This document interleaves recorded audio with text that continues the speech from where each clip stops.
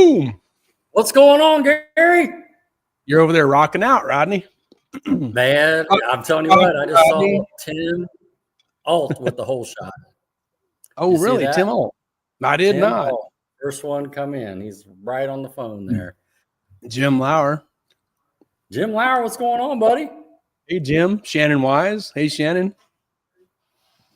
Ooh-wee. Man, are we excited tonight? This is part one of the Titans 10.5 champ interview. We got 3 of the champs in the box right now.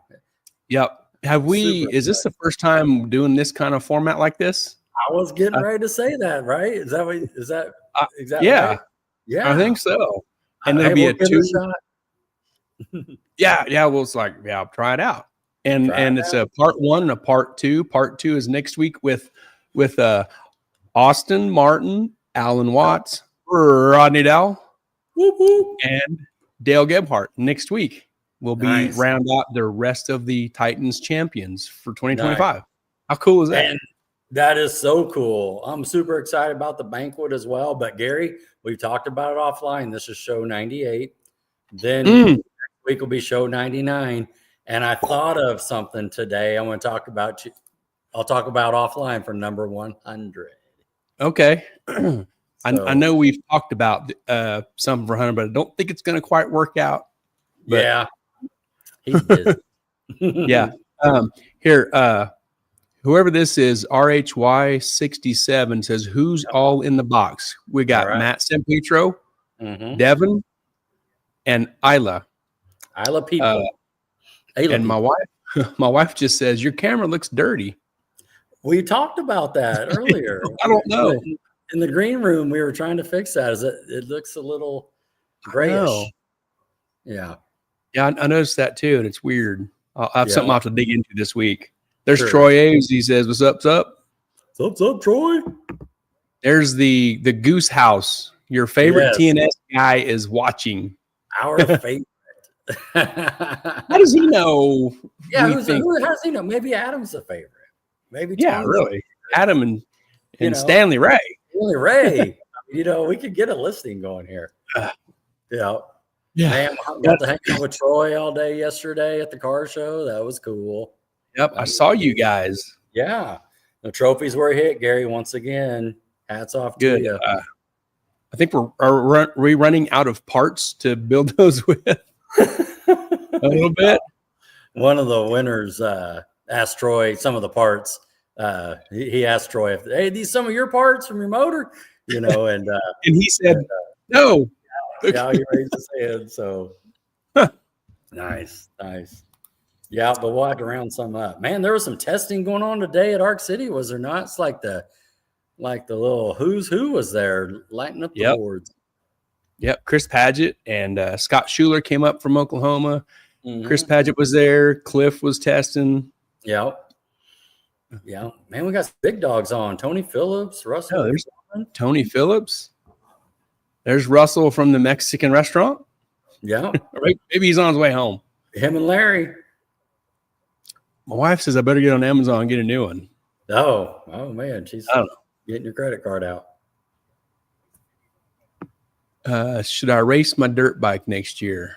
RHY67. I don't even know who this is. I have a dirt bike. Dirt bike racing. Cool.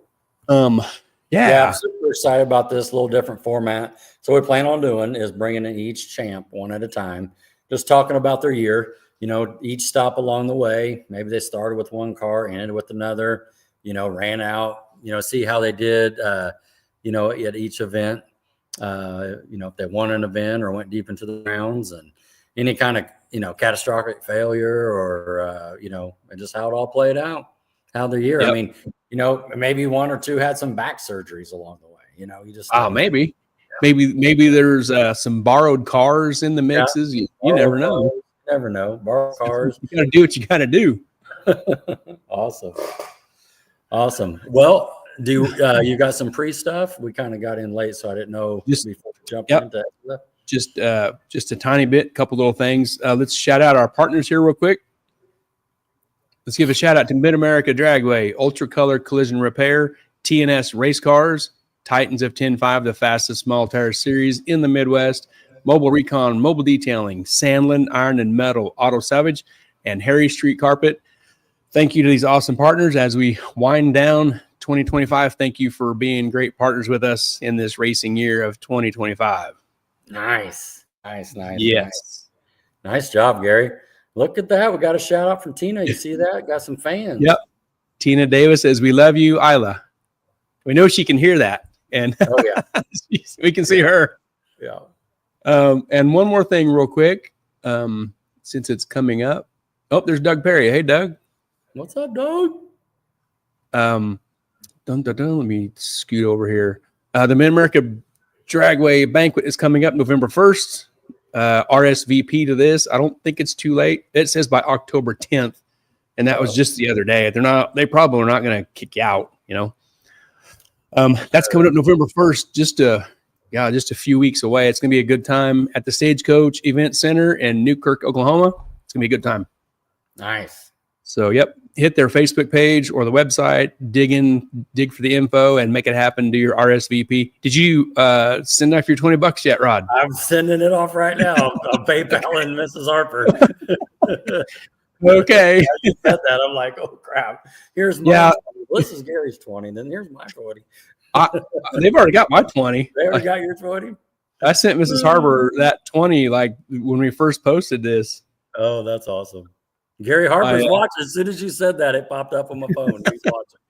I hit her up. I said, "Hey, can I send this, right PayPal to you?" Whatever. She's like, "Sure." So I sent it to her. Well, what I do is when I talk to Mrs. Harper, I say, "Yeah, I talked to Mr. Harper," and I send him. Then you go back. Oh, did he not talk to you? He said. She said. Yep. Great stuff.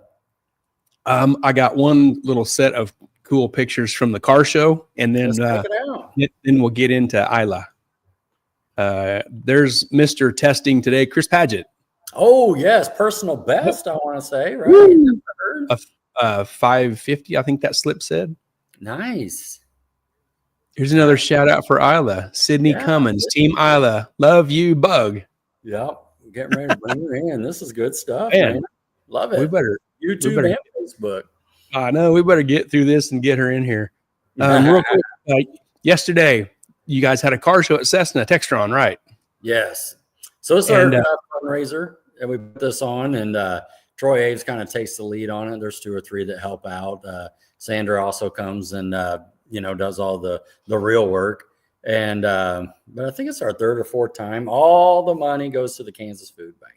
So awesome. We do donations and that sort of thing. And then we got this super cool fabricator that will make the trophies for us. And it's just nothing but a good time, to kind of get together. I think Troy can give me a final tally, but I think there was over 70 on the property, only 70. Oh, cool. Cars. So that was pretty cool. But is the entry number growing each year? It is, because like when we first kicked this off, it was like 30 cars, 35 cars, and I think it was about the same last year, 60, 65, but it's a case of food or a 20 to get you in the parking lot to sell. Okay. Of course, we have fundraisers and raffles, and we have you buy some. Of course, we got burgers and hot dogs, chip stuff going as well, and you pay the Kansas Food Bank to get some lunch. And Troy was able to pull it off this year too. We had a silent auction where you could pay to set it up where you get your car pictured with one of our airplanes in the background on the cool. Yeah, so that's neat. That brought in some big money, and I bet I was super excited to see that. So the Kansas Food Bank people were impressed. They kind of saw us, like I said, our 3rd year, but like they just couldn't believe how it goes. And then at lunchtime, you got the whole team that's inside the service center. So like 100 people come out to eat because they're just working and they want to check out the car show, and then just people walking around, families and stuff, and it's just a good time. Oh, that's awesome. What's Troy saying? Here. Yeah, Troy.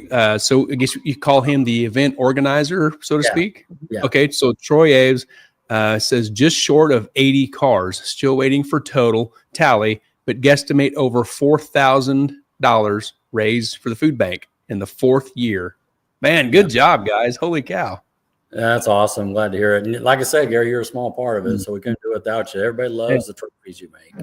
And so everybody knows too, we just get car parts, busted stuff. I got to donate some rods and pistons, and we just make little people out of the push rods and rockers and just whatever. Everybody loves that stuff.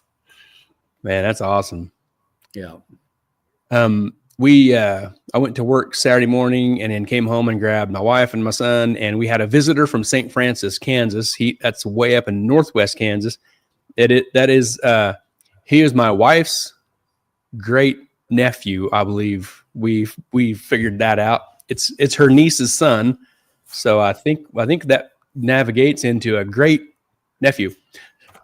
So we took him out to your car show, and he was really digging on Troy's dart. Nice. Yeah, great picture. He got a couple pictures with the dart, and we was over at the at Sandra's table at the tent, by the trailer. Yeah. We was over there talking to them, looking at the trophies, and we didn't know this was getting ready to happen. But next thing you know, the car fires up. Troy starts his car. Yeah, and the kid disappears. He goes over there to Troy's car and just checking it out. Nice. And while it was still running, I went to Troy. I said, "Hey, when you shut it off, can he sit inside?" Oh, and of course, Troy thought that was cool. Heck yeah, that's awesome, man. Make a memory there. Yep. He's a freshman in high school and come to hang out for a couple of days. His sister had a contest event in town, so he hung out with us while she did her thing, and we took him over to this car show. Yeah, he really liked it. Oh man, all smiles. Good stuff. So we went to eat last night, and we went to Walmart. We had to get some stuff, and Tiffany goes, "What was your favorite thing of the weekend?" And he said, "Troy's car."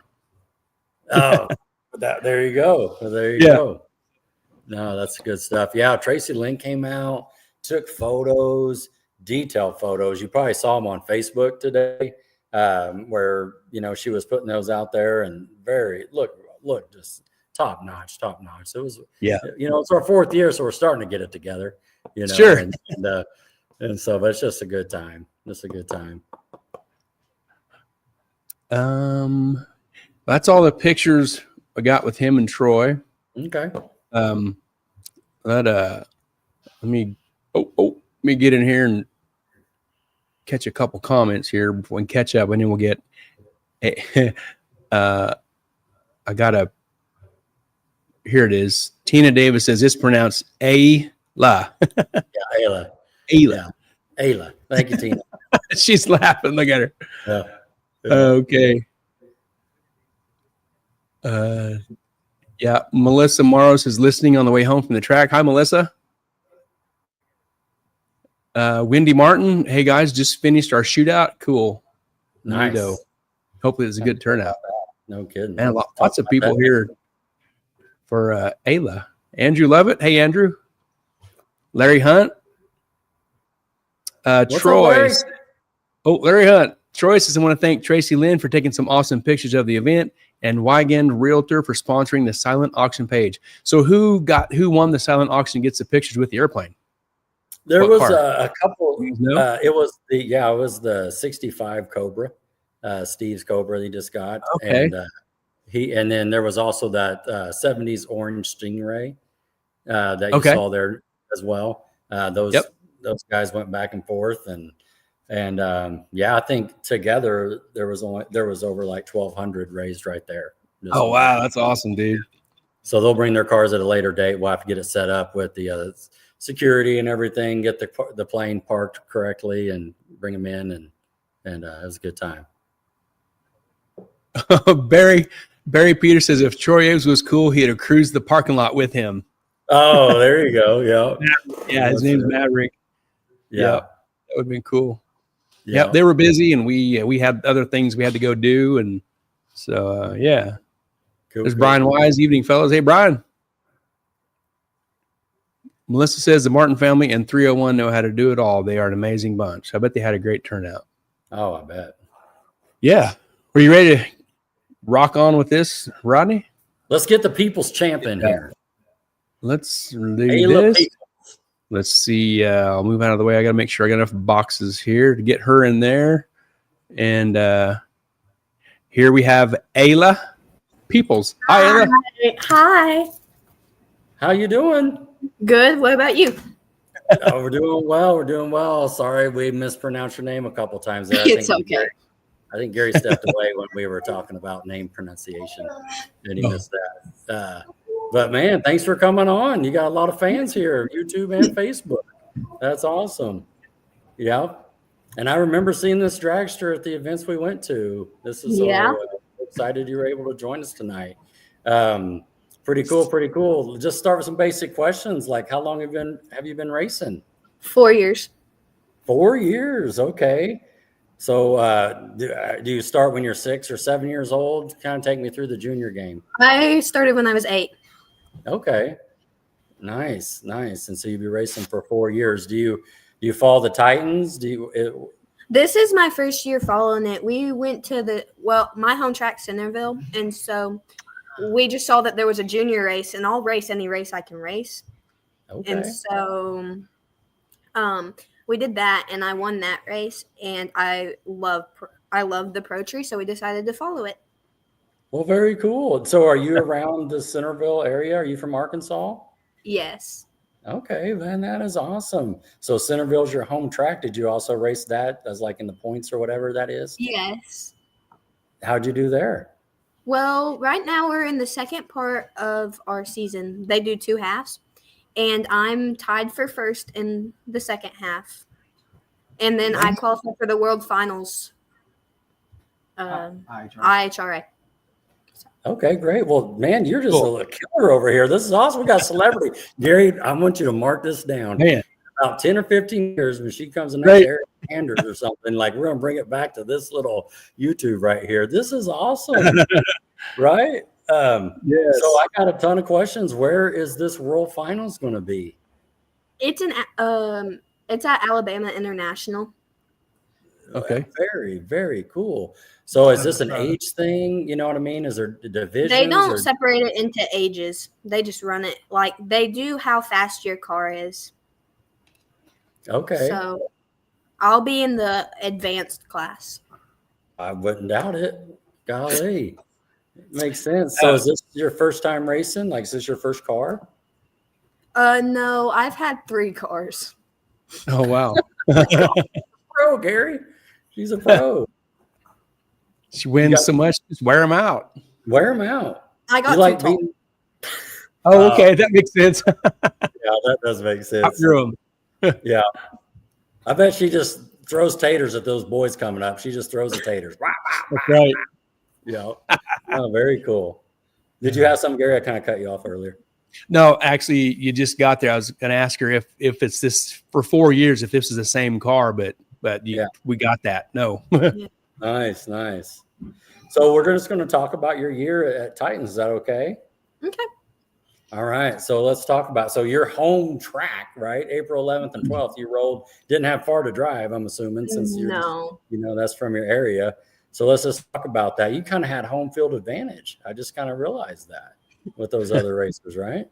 Yeah, well, I don't normally run Pro Tree, so that was not an advantage at all. Well, tell me the difference.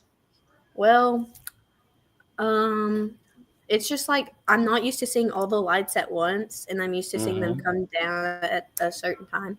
And so I just used to that. Okay.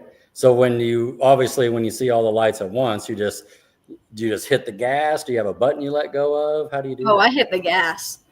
Okay. Hit the gas. So on the other tree, do you have to wait on the last yellow, or how does that work?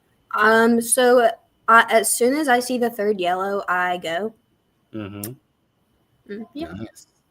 So at this Centerville race, how far did you go? Did you make it to the finals? Oh my gosh. I won the finals. Oh, you won the finals. Okay. Yeah. Do you remember how many were in your class that day? 4. 4? Okay. Very good. Very good. How fast have you been in this car? What's your ET in mile an hour? Well, I started with that race at like 65 to 70 miles per hour and running 980s to 970s. And then I switched my motor at Tulsa for a 80 mile per hour motor. Oh, So, wow. So it runs 790s. Yeah, look at that. A motor change mid-season, man. Gary, we the got pros. I had just turned 12, and so yeah. Hey, when Happy I birthday, you got a new motor.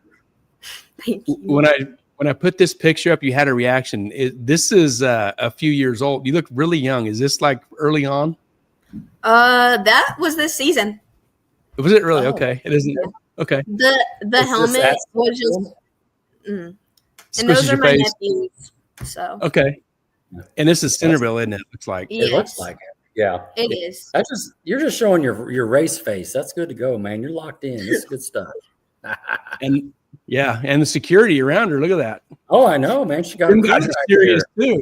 Those guys are serious. Yeah, don't mess around with her. Holy cow. Who's the extra people in the picture here? The shorter one that is closer to the camera, his name's Bennett, and the other one is Grayson.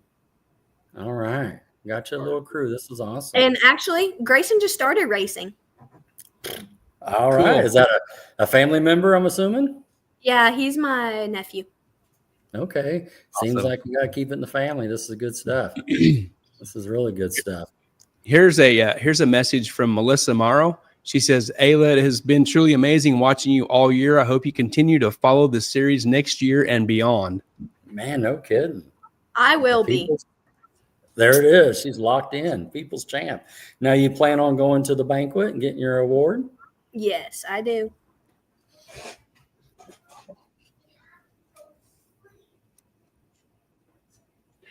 Did you freeze up, Rod? Are you there? All blanked out. Am I froze? Am I back now? Yeah. Okay. Yeah, there you are. You was froze for a second. It all went gray on me. Oh man. So we made it to Centerville and you won that out. So now we're going to Mid-America, right? May 2nd and 3rd. Did you make it to that race? Yes, I did. Yeah, okay, good. All right. And you still got the old motor in there. So do you remember how many people were there that day? There were 3. 3 on that one. Okay, good. So how'd you do on that time? So I made it to the finals, and then this girl who me and her have been chasing points. Me and her the only ones that were really chasing points. Great competitions. Nice. And I runnered up in the finals. So.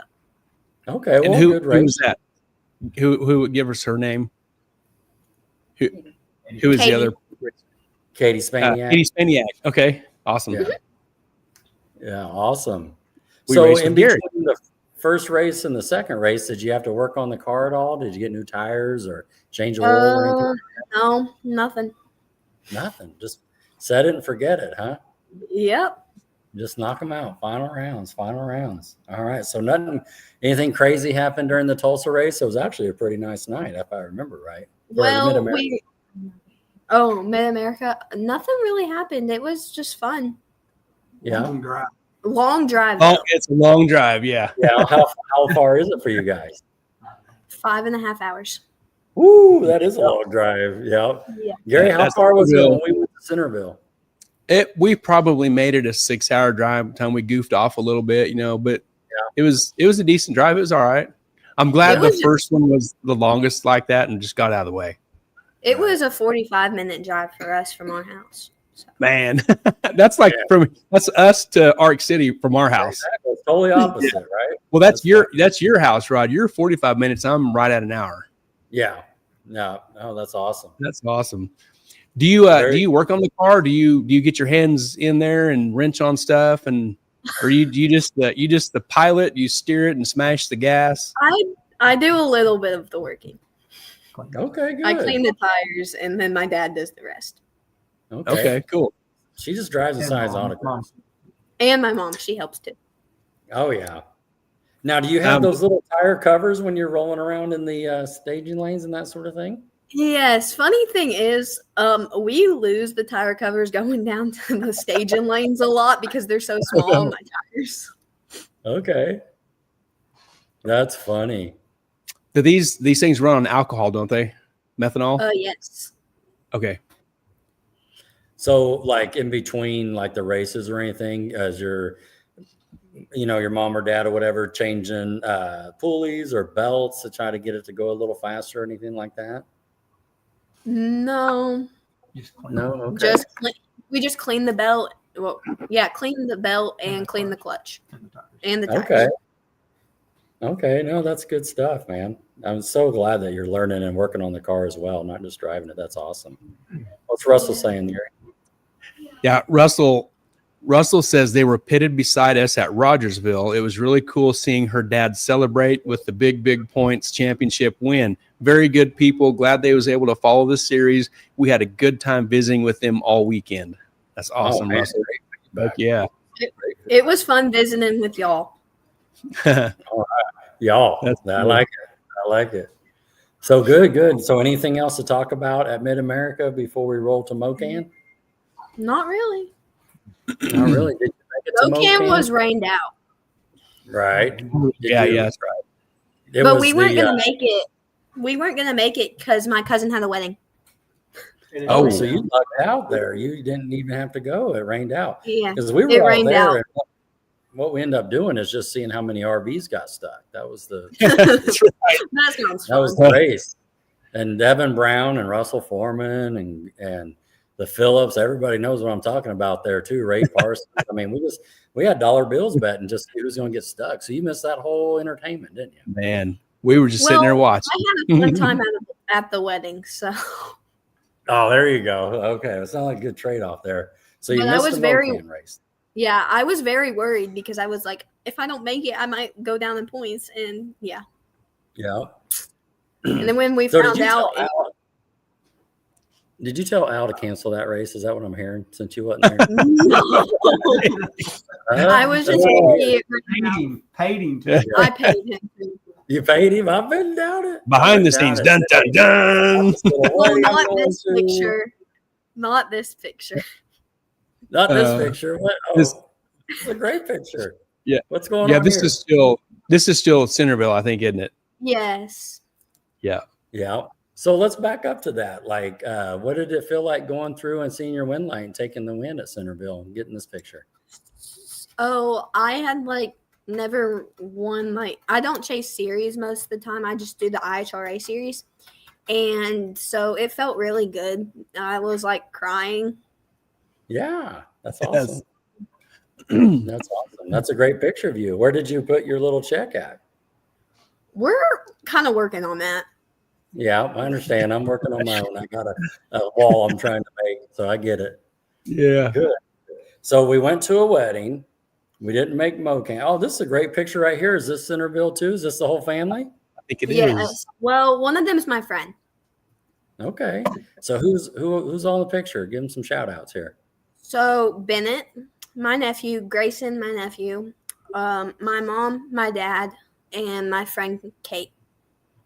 Okay. So what's your mom and dad's name? Angela and Ray. Okay, good. Nice little shout out. Does your friend, does she go to the races with you, or does she just happen to be there local with you? She just happened to be there. I haven't seen her in a while, actually. Oh, wow. Okay. It was her local race, so that makes sense. Yeah. Cool. And then so after Mocan, which we had a wedding to go to, we're a busy person. I get it. And then we're getting ready to go to Thunder Valley, and 2 weeks before or something like that, they said no Thunder Valley, and we had to go back to Mid-America. Did you make that 5.5 hour drive again? Yes, we did. Oh man. There you go. So tell us about Mid-America. How did you do? I runnered up again. Wait, no, never mind. That was when they had technical difficulties. Yes. They did. Yeah. Good job. Because I met some of the nicest people while they were working on the tree. So. Okay. Tell us about that. I met one of my friends. His name is Gage. And me and him ended up doing the chicken dance to get a free snow cone. Man, we got to find some video for that. That sounds awesome. Before the technical difficulty, did you get to go down the track at all? Yeah, we had test and tune the night before, which I ran, and then 2 time trials the next day. Yeah, that's about what happened to us. Gary, I forgot a very important thing. And What's that? so I need to ask her if she got in on the waffle bacon Friday night fast. Oh, Right. that's my favorite part. That started at Mid That's America. the best. Oh, that is awesome. That is awesome. And the Center, Waffle House guy there. Go ahead, Gary.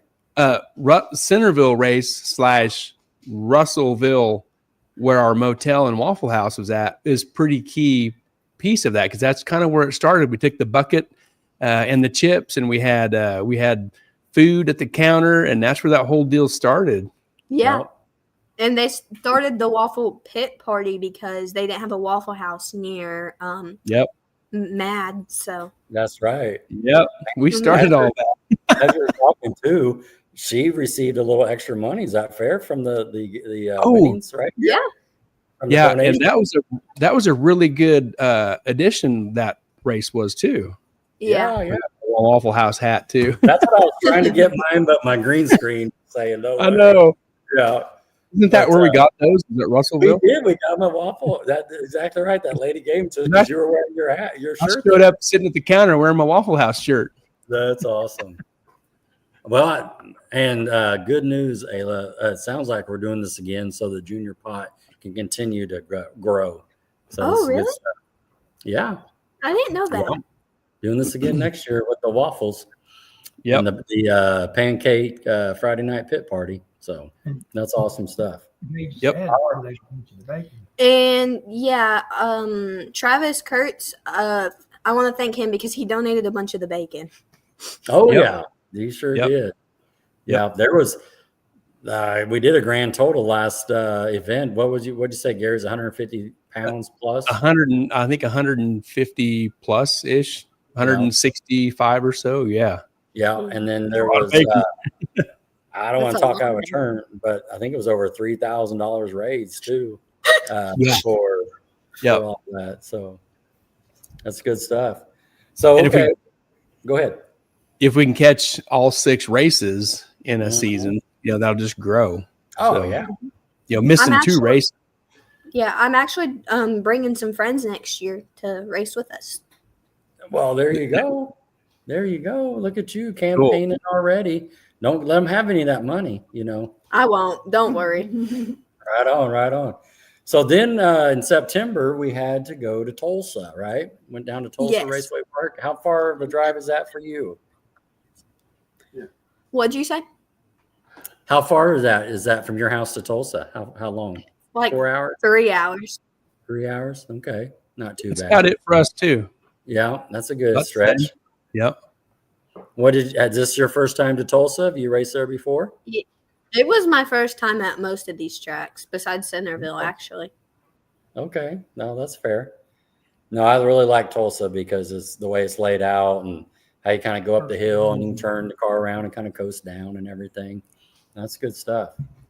So how did you do at this event? How'd you do?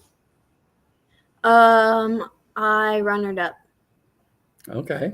Cool. Who got the win? Who'd you race in the final? Katie Spaniak again. Oh, yeah. Okay. I see a pattern here. No, she's a good racer. Yeah. The Spaniacs are tough. Yeah. Is this the first time you met the Spaniak family on this series? Yes. I had never met them before until Centerville. Okay. Good. I didn't know if your other outings, if they race as well, doing events outside of Titans that you guys might have ran into each other. So that's good. No. So right before this event, though, you got your new motor, right? That's the first time I raced my faster motor. Well, what'd you think? Could you tell the difference? Yeah, the first time I hit the gas to do my burnout, my eyes lit up. I love it. Awesome. So do you remember how fast your old motor was compared to how fast your new motor is? You know those times? 980 to 790. It was a 980, and then we changed to a 790 motor. Considerable difference. That's two full seconds. That is, man. no wonder your eyes lit up. And that is awesome, man. Well, happy birthday to Yeah, you. Congratulations. that race, we were playing with the weight, and at one point we ran like a 760. Oh man. Okay. That is awesome. Now, for you, is there a breakout or anything? Is it first to the winner, first to the stripe wins, or how's that work? It's bracket, so it's just You have a dial in. Dial in. Yep. Okay, cool. Man, that's awesome. Well, you must be very good on the light to be going these rounds. Did with the faster engine, did you find it pretty comparable or harder or easier to hit your number compared to the slower engine? It was actually consistent, and that really surprised me because it took us 2 years to get our other motor really consistent. Oh wow. Okay. Okay, good. That's a good question. Good answer. Yeah. Man. It's always nice though having new power though, right? You know, just get that feeling. Mm-hmm. So your juniors are a dial and stuff. Is there a limit on ET for as fast as you can go? Is there a cutoff that you can't go faster than X? Well, I do IHRA, and theirs is 12 and above until you're 17. You can only go 790, and then you can go like 730s. Okay. 730. 730 is once you're 14 and have the license. Oh, I thought it was 730s at 17. No, it's 740s once you have to have a special license to go faster than 790. But Sure, until you turn 12, until you went 12, you could only go 890s. 890s. Yeah. Okay. Huh. Good. That's a Thanks whole for new world to us. It sure Yeah. is. Wow. I know nothing about it. And so you're 12 now? Is that what I'm hearing? Yes. Okay. So We just started fast at forward. 14 seconds. When I first started, I was 8, and I started at 14 seconds taking down the track. Okay. That's great. So Sounds like forever, doesn't it? Oh, you progressed a little bit. That's good. Mhm. That's good. Do you think Funny thing is, we were doing test and tune that night, and we forgot to put gas in the car, and we thought the car broke. Oh. No, we just forgot to put gas in the car. Oh yeah. You know, that's funny you mentioned that. There's another racer on this program right now that's down in the green room, and he's going to love this because I was watching him do a test run, and he forgot to put gas in as well. So we're all just saying. Can I say his name?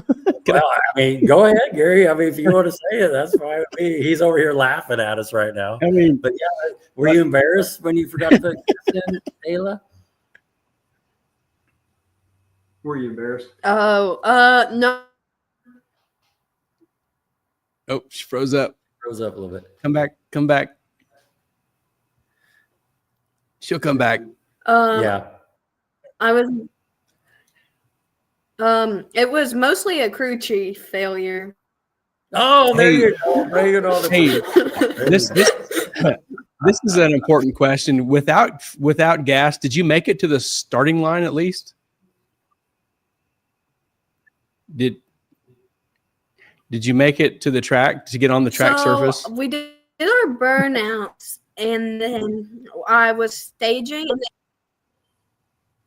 Yeah, I was going to hit the gas, and when I went to hit the gas because the lights came on, it ran out of gas. Oh, similar situation, right, Rod? On the With, starting line. On the starting line. with that one guy down there, Luckily, it was I a don't- practice. that I don't bearded put guy. gas in Yeah, sounds like a crew chief failure. I think even Crew chief. Ray Parsons even Yeah. mentioned that. I mean, You know Ray Parsons? Take it out of his check. Yeah. She froze, Gary. see him. Yeah, she's froze. I can hear her talking. Yeah. It went good for a little bit. It's not us. Is our internet still connected? Is it I still can hear him. connected? I can hear him Yeah. talking. Yeah, sorry. Our internet is really bad. That's all right. That's okay. Can That's you good. still hear us? Yeah, I can hear y'all. Okay. Yeah. Okay. So, okay, we talked about Tulsa and that sort of thing. We'll finish off with Ozark. Now, going into Ozark, what position were you in? Were you in first place? Were you in second place? I was in first place by 1 point. Oh, wow. Boy. That's a familiar And so- sound, right? Yeah, me and Katie both lost the first round. I decided I thought I was heads up racing and heard the other car go and decided to go. Oh. That happens. And then it came down to the finals. Me and Katie raced each other in the finals. Wow. Oh, it came down to the last pass? Yeah, and it was just crazy. I was nervous. And so I had my good luck charm standing behind me. And Who is that? so Yeah, what is that? it's Gage. Okay. Nephew? No, he's one of my friends. I think it's a friend. My Yeah. son. Yeah, the bacon guy's son. Oh, okay. No, that's good. And so she trained me, and what we think is she was trying to stay beside me, so she pedaled it, and then she ran off her dial big time. I mean, so did I, but Can you see the screen? Is this you two guys in the final here? yes, that is. Oh, awesome. Man, what a great event. Got a couple cars there, a couple parents there helping out. This is awesome. I did not like Ozark's track. Oh, okay. What did you not like? My tires spun. Oh, did they? On Friday. Okay. Yeah, that happens sometimes. No, that's good. Oh, look at this. This is always a good day right Big here. Mark. Can you see this Getting a picture? check. Oh, that. Mm-hmm. So what are you thinking right here? How's it feeling when you get the big check? I was like, oh, I can't believe I just won that. Oh, all right. What a feeling, huh? So you won the race Yeah. and the championship in one shot, right? Yeah. Man. Wow. That's cool. Congratulations. That Thank felt you. great. Well, so like we talked about in the pre-show, we're going to give you now the microphone to just thank anybody that helped you along the way. You got sponsors, my friends, gosh. family. Not that picture. That was from a year ago. That's what? That's from a year ago. These were sent to us, so yeah. Oh my God. Ah. That picture. Let's go back to this. Yeah. But I really want to thank my mom and dad, and then Shaylee and Sydney for just being there for me. And then I want to thank Titans for giving me this chance to run it. And then I want to give all the glory to God because he helped me do this. And then Moro Photography. I love her pictures. Yes. Excellent. Great job. Great job doing that. All right. Well, we're excited to see you at the banquet. I'm excited to see you all. Mm-hmm. Hey, I got another question for you. When you age out of juniors, are you going to get into a big car? Oh, are you yeah. going to continue racing in the big cars? Yeah. Awesome. Yes. So there's this racing college in Ohio where it's for bracket racers, and I want to go there. Okay. Cool. That'll be fantastic. That's Sure you'll do great. well. What kind of car do you want to race? You have something picked out already? Well, we have my brother's old car. It's purple, and that's my favorite color. So it's a Duster. So Okay. Awesome. Well, thanks for coming on. We appreciate it. We had a great time. thank you for having me. Congratulations on your win, and we'll see you at the banquet. Thank you. Thanks for your time, Ayla. You and your family. Thank you a bunch.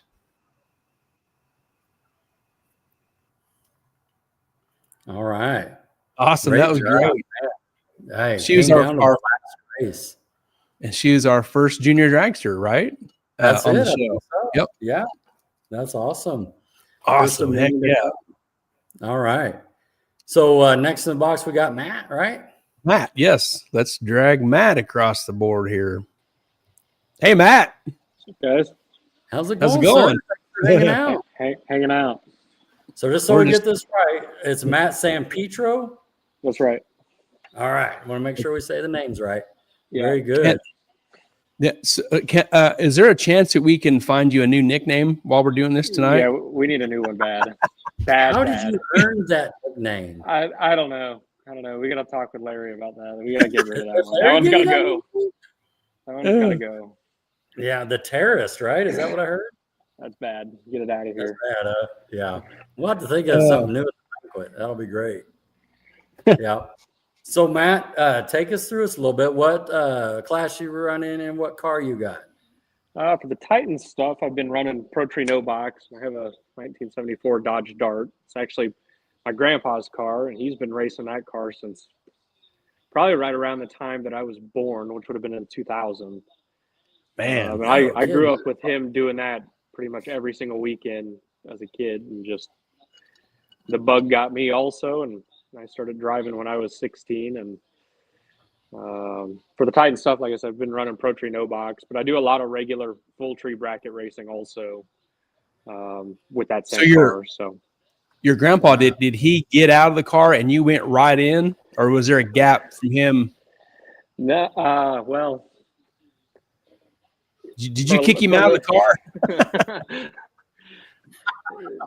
You're retired. You're gone. Well, so here's how this actually works out. So when I turned 16, we kind of shared it for the first couple of years. Then I started driving a lot more frequently after that, and he wasn't driving a whole lot for a few years, and then he actually ended up building another car. So him and I raced the original one, and he's got another car that he drives now. And he runs part-time. I give him a hard time. I call him a fair weather racer. Too hot, he doesn't want to race. Too cold, he doesn't want to race. Too far away, he don't want to go. But, sounds like a smart racer. Yeah, really. But no, it's cool because now here the last year or so we've been able to race together. That's been a lot of fun. So cool. But yep. Well, cool. So let's walk through. Did you make your way over to Centerville? I did. Yeah, went to Centerville, and we were talking a little bit about this story. And this story is going to take a little while, and I'll try to speed it up. Okay. I'll hit the Cliff Note version of this. This is a sure. This whole story from this entire weekend from the get-go was a good one. From the time, so MoCam that same weekend was having a 2-day race, a Saturday race and a Sunday race. And the important note to this is my grandpa went to MoCam for both days, and I went to Centerville. So the way that I have to take to get to Centerville is over 7 Highway, which is probably the worst road ever known to mankind to pull a race trailer behind. Across the mountains of the Ozark Mountains there through like Harrison and Jasper, and you end up in Dover. It's terrible. Not a good drive. And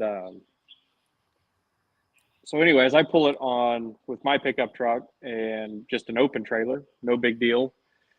Well, my trailer brakes go out going across the mountain.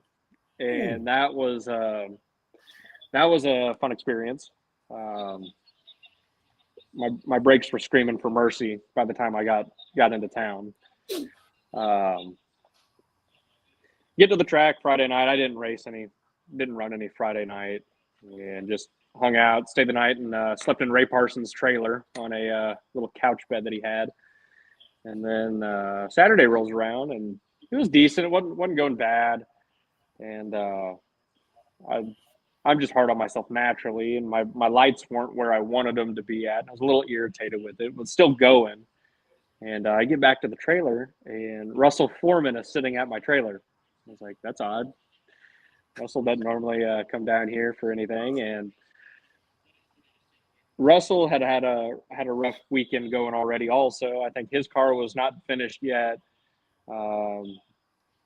Kirk's car, I can't remember. It was either broke or wasn't there. And then he had another car that he was planning on racing just to get points, and ended up breaking it the round before. And he's like, hey, your car is legal for Outlaw 10.5. technically. I just need something to break the beams to get points for. I was like, okay, yeah, that's fine. And so he goes up to make his, to break the beams, first round of eliminations, just to get his points. And the starter button in the car completely KOs, like doesn't work, like falls out of the switch panel. Oh, and No I'm way. like, I don't have the enclosed trailer here, so I have no spare parts. I have nothing. And so we push it all the way back to Russell's trailer. Mind you, this is a 3,000-pound Mopar car. Wow. And Russell had a spare starter button, so I'm sitting in the car wiring this thing up, putting it in. Pro Tree no boxes in the lanes, and I'm trying to put a starter button in and end up making it. And ends up going the distance, and I think we had a couple delays along the night, and ended up winning the race, ended up in the finals, and the guy that I was racing red lit and kind of gave it to me. Yeah, there's the winner's picture from down there. And then Nice. it was 4 a.m. when I got back to the trailer. And now remember, Grandpa went to Mocan to race Saturday, Sunday. It's like, well, it's a 4-hour drive home or it's a 4-hour drive to Mocan. So I loaded up and I drove 4 hours at 4 a.m. By the time that I had stopped for fuel and stuff, I probably got to Mocan about 9:15 in the morning. First time run is at 10 a.m. Oh my goodness. Oh man! I took a 45-minute power nap, and ended up getting down to 7 cars at Mocan, which is pretty tough. Mocan's got tough competition over there, off the full tree, mind you. Titans is pro tree racing, Right. and so like less than 6 hours later, I'm in Asbury, Missouri, running off of a full tree on a totally different setup, and ended up getting down to 7 cars. Mocan typically pulls anywhere between 30 and 40 for a regular bracket race. So I don't remember exactly how many there were there. And one of Grandpa's other buddies, one of the guys that I grew up racing around, Larry Wright, he was still in, I think. And he's like, well, we're all going to stay. You want to stay? And I was like, no, if I don't beat the sun going down, getting home, it's going to be a bad deal. So I loaded up and left and made it home. But that was the Centerville story. It was an interesting one. It was a fun story for sure. No kidding. That is just incredible. Lost the brakes, won the race, had issues, drove all night. Yeah. Man, that's incredible. Russell says you got backed into the staging lanes 2 times the same truck. Yeah. So I forgot about that. Yeah. So first round after right in between changing the starter button out at Russell's trailer, and I'm trying to hurry to get up there. So I get up to the staging lanes, and it was an accident. I won't say anybody's names because it was an honest mistake. It wasn't not mad or upset about anybody, and don't need to get anybody. But he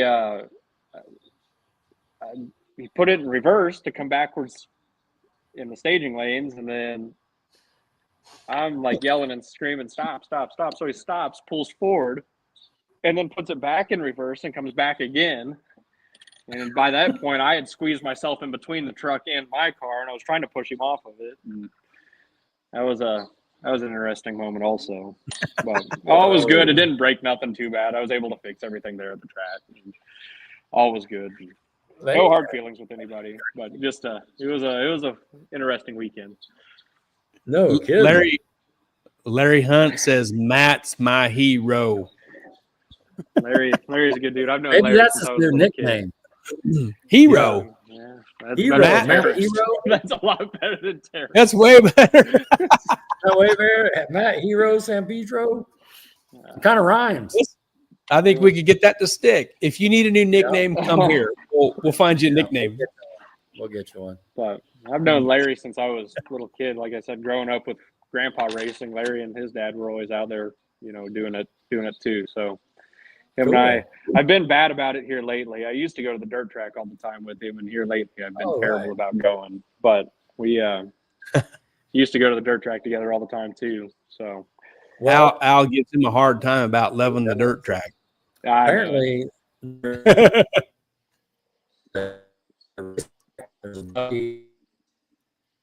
oh, you're skipping out. You're skipping out there, Rod. Okay, am I back? Yeah, say that again. You skipped completely out. I was just saying, Larry, following Larry Hunt, there's 4 things. There's the racetrack at Ozark, there's the dirt track, there's Buc-ee's, and then there's the Mexican restaurant. So that's all I know. He's a big Mexican Villa kind of guy. Yeah. Oh, man. And Sky Dragon in Rogersville. That's his other one. Okay. Yeah. Well, cool. Hey, before we leave the Centerville discussion, man, we was there. We had a good time. It was a cool new first track for us. We didn't do great racing, but it was a cool experience. We loved the shade, the staging lanes, and all the trees. And it was a really, really cool facility. We had a good time, and we'll be back in April. Sweet, definitely. Yeah. Wayne and Patty are good people, and I've been going there since I was a little kid. We try to go to 3 or 4 races a year down there. Like going down there, like the people there. Yeah, cool place for sure. I tell you what, it was packed there. There was a lot of people there watching. Yeah. Lots of tailgating along the fence there, tailgaters. Oh yeah, it was a good time. Yeah, for real. We just wish we did a better job, but we'll redeem it. We'll be fine.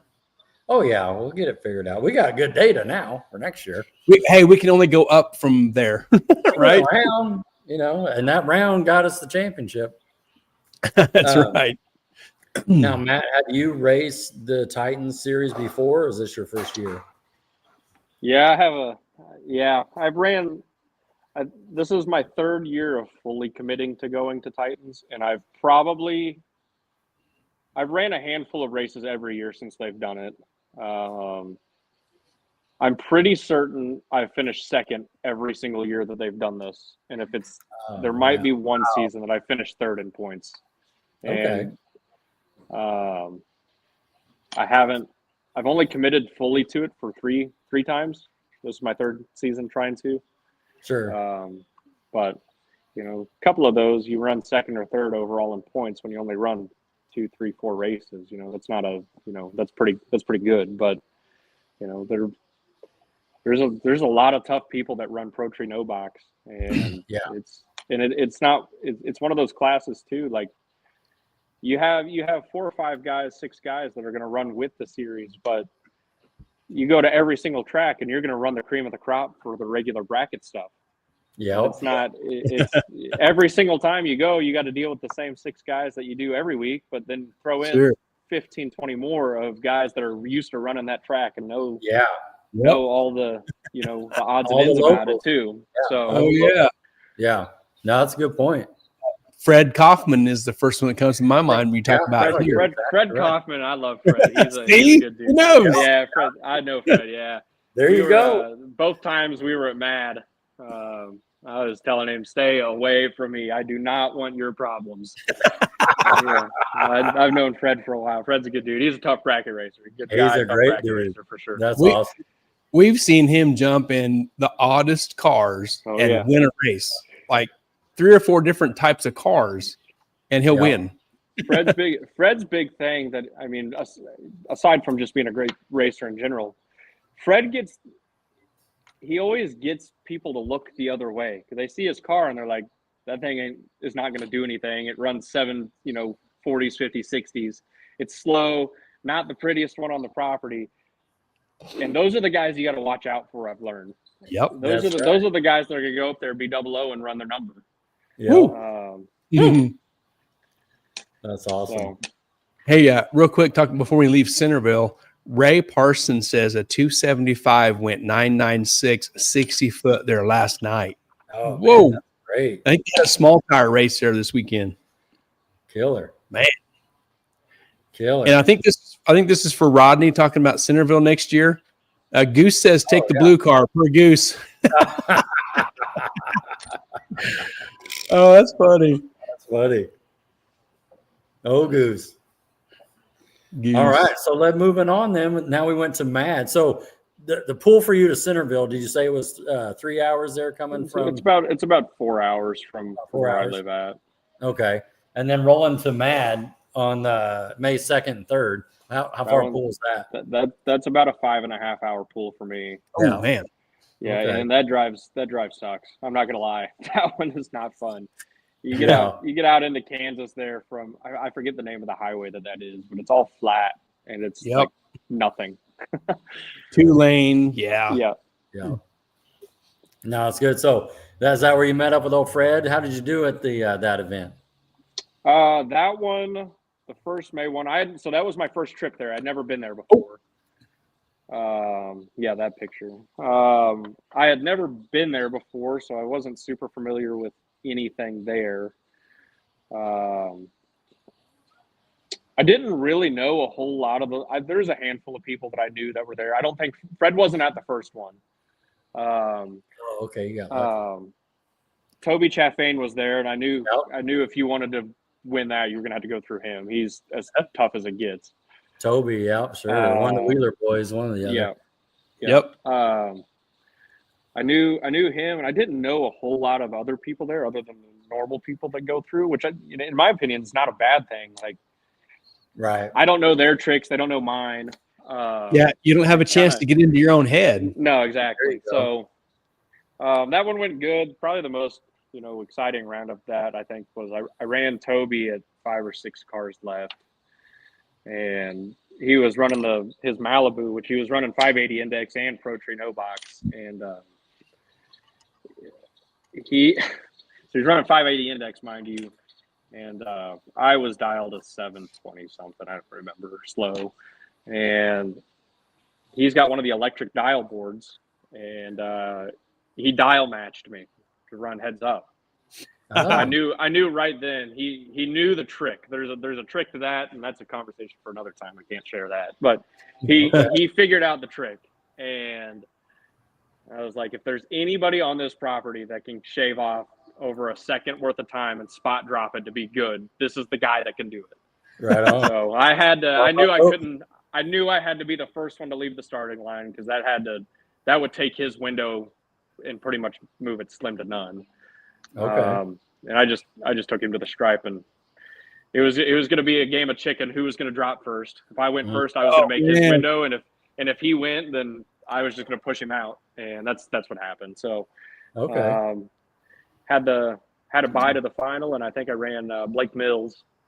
Sure. And that was a good race. He was decent. I was 00 something and dropping to be good. So. It was cool. Never been there. Turn on a wind light. Last wind light's pretty cool to do. Oh yeah. Hey, every time you go to a new track and you bring a check home, I think I'd call that good. Yeah, really. Yeah. And you're up 2 in a row. Yep, right. 2 in a row from there. Man. Yeah. No kidding. Man, right, Gary? For real. No kidding. Now, did you go to Mocan in Yeah, June? yeah, I did go. I was you got in on the fun with getting your trailer stuck? It was a funny story too. This one's a Did you get short stuck? one. No, I didn't. So my best friend Andrew, he bracket races some too. He doesn't travel a whole lot, but he was going to go to Mocan. He used to run the Titan series, and we pulled over there together Saturday morning. We didn't go Friday night, and pulled in, and I had the week before broke a rear end and had a new one come in, and I was wanting to put some cycles on it before actually running it. And so it was like, normally I don't warm up until like 30 minutes before time runs. And it was like 2 hours before, and I was like, well, I just want to get it out and drive it around, get the gear oil moving. And I dropped the trailer door, crawl under the car to take the straps off, took one of them off, rolled over to take the other one, and then they come over the PA and say that they were canceling it before I could get the second one off. So I just tightened it back, rolled back over, put the other one on, and closed the trailer door and loaded up and headed home. Well, you can thank Ayla for that. We just found out. Yeah. I can't get that luck when I miss a race. Oh, I know. Well, they did have a guy there in a black Dodge doing some back of the track racing by himself. That's right. Leave the property. I don't know if you got in on that, but not me. Yeah. Oh man, I remember that. Yeah, he was he was back there by himself, peeling out, going the wrong way up the track just to get some testing in or whatever he was doing. But I guess he was showed the door. Yeah, get out. Yeah, I'll do it. Cool. So then, that was canceled, and then we were heading to Thunder Valley. Which, have you ever been to Thunder Valley? I had been there once in like 2015 when I was doing some traveling stuff. Sure. But that was the only time I'd been there, and I hadn't been back since. Okay. And then they canceled that, moved that to Mid-America. August in Mid-America. So did you make the pool out there again, 5 hours and all that? Yeah. Which that didn't make it. The drive was going to be the same distance for me either way. But okay. I went out there. I hate that had to get canceled. That was a bummer deal. I was feeling it that night too. I was 11 the first time run on the light. And I was like, I need to back off this. I don't want a first round bye. Yeah. So I went up there and I backed off of it to be 12.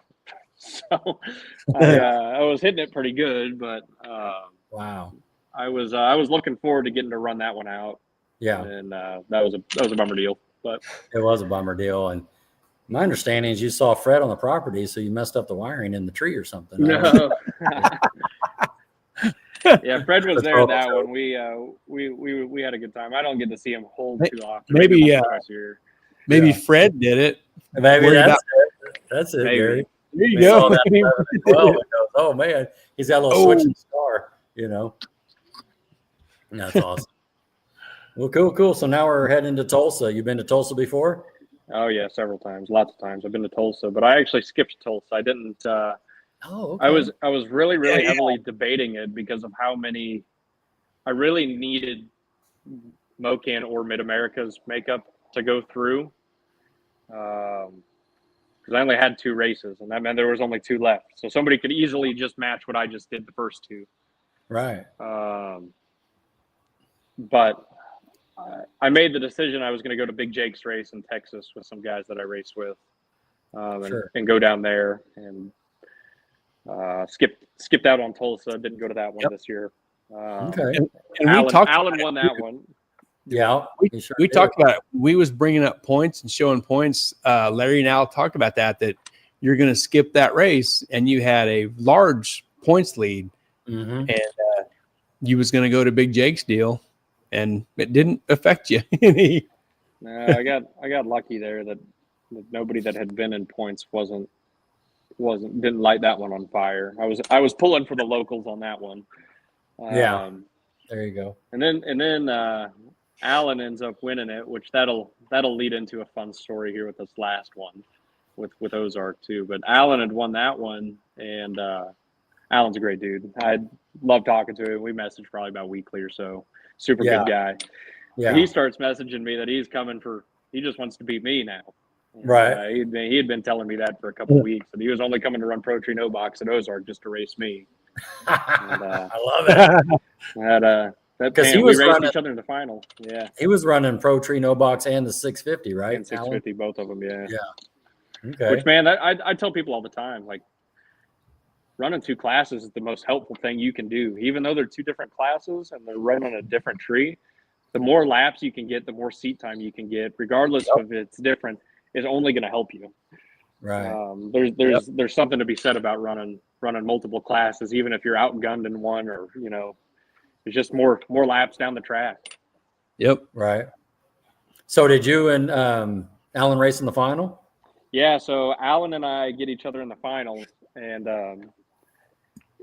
it was funny because we were getting down to 5 cars, 3 cars, 2, and each of us we kind of knew, and I ended up having the bye to the final. And in all seriousness, at Ozark last weekend, I wasn't very good. I mean, not to the standard that I hold myself to be anyways. I was probably a high 20 light on average. And I'm watching, Alan and the guy with the blue Chevy too. I mean, both of these guys are ripping double O's and triple O, one of them, and team lights off every lap. And I'm like, I gotta find something here, because I wasn't hitting near as good as they were. Right. And we pulled up for the final, and I told him, "Hey, buddy, here's your chance. This is what you've been saying you wanted right here." And maybe a little bit of mind games going on. I don't know. He's a pretty tough guy to crack. I don't know if it worked or not, but well, he made it to the final in the 650 too that night, right? Yeah. He ran AJ. Yeah. Man. We run each other in the finals, and I went 19 dropping to be dead 2, so 21 total. And I think he was 32 and was locked out of it. with his light. But that was a fun time. It was a good race. Sounds Fun, like a fun great sportsmanship along the way, and just little friendly banner is always good. Oh yeah. Yeah. Absolutely. So who's that guy holding that picture with you? That was my grandpa. He that was the first Titans race that he'd made it to this year. He didn't like I said, he didn't want to travel anywhere, and that we live 20 minutes from Ozark. Probably not. I live 20 minutes from Ozark. He probably lives 10 minutes from Ozark. Right. I got a key to the place. So he came out for that one. We had a good time. So. Oh, that's awesome, man. Get a winter circle there with the grandfather. That's just great memory. So you got 3 checks out of 6 and they canceled 2? You didn't go to 1? Didn't go to 1. Man. Yeah, the only one that didn't race is the one I didn't run. And even I know this is all the Titan stuff, and I sent a couple other pictures. I sent some other extracurricular pictures just because of Pro Tree stuff. Yeah. Was this in May? Was this from May? I don't remember which one that was from. There's so many, Gary. I know. There was. I won all the Titans races that I was at. I won all of those, and then I won all of Ozark's Pro Tree No Box stuff this year also. This is the Shane McClellan Memorial Shootout. Yeah, so the one before that was May. The Friday nights. Yeah, so this would have been May also. So they did. Who was there? Yeah, they did the Friday night fights deal for Pro Tree No Box for that race. Yeah, and so the story with this one for the Friday night fights deal is, my fuel cell's in the back of my car in the trunk, right, and it beforehand used to just have the key from 1974, and it just stayed in there, like that's where it stayed at. And I made a pass, come back to put fuel in it. And I run methanol, so I have to refuel every time. And I go to turn the key, and all the chambers shattered. Like I could turn it in 360s. Oh no! That's not good because I can't refuel my car without that. So we tried to drill it, only to realize that the way that the key slot and where the latch is offset like this, so you couldn't stick a screwdriver to get to it. Oh, yeah. And so fortunately we live close. This is Friday night. I've already made one time run. Load up, haul butt home. Grandpa goes to work in the back of the car of trying to get it drilled out and, coming up with a plan there.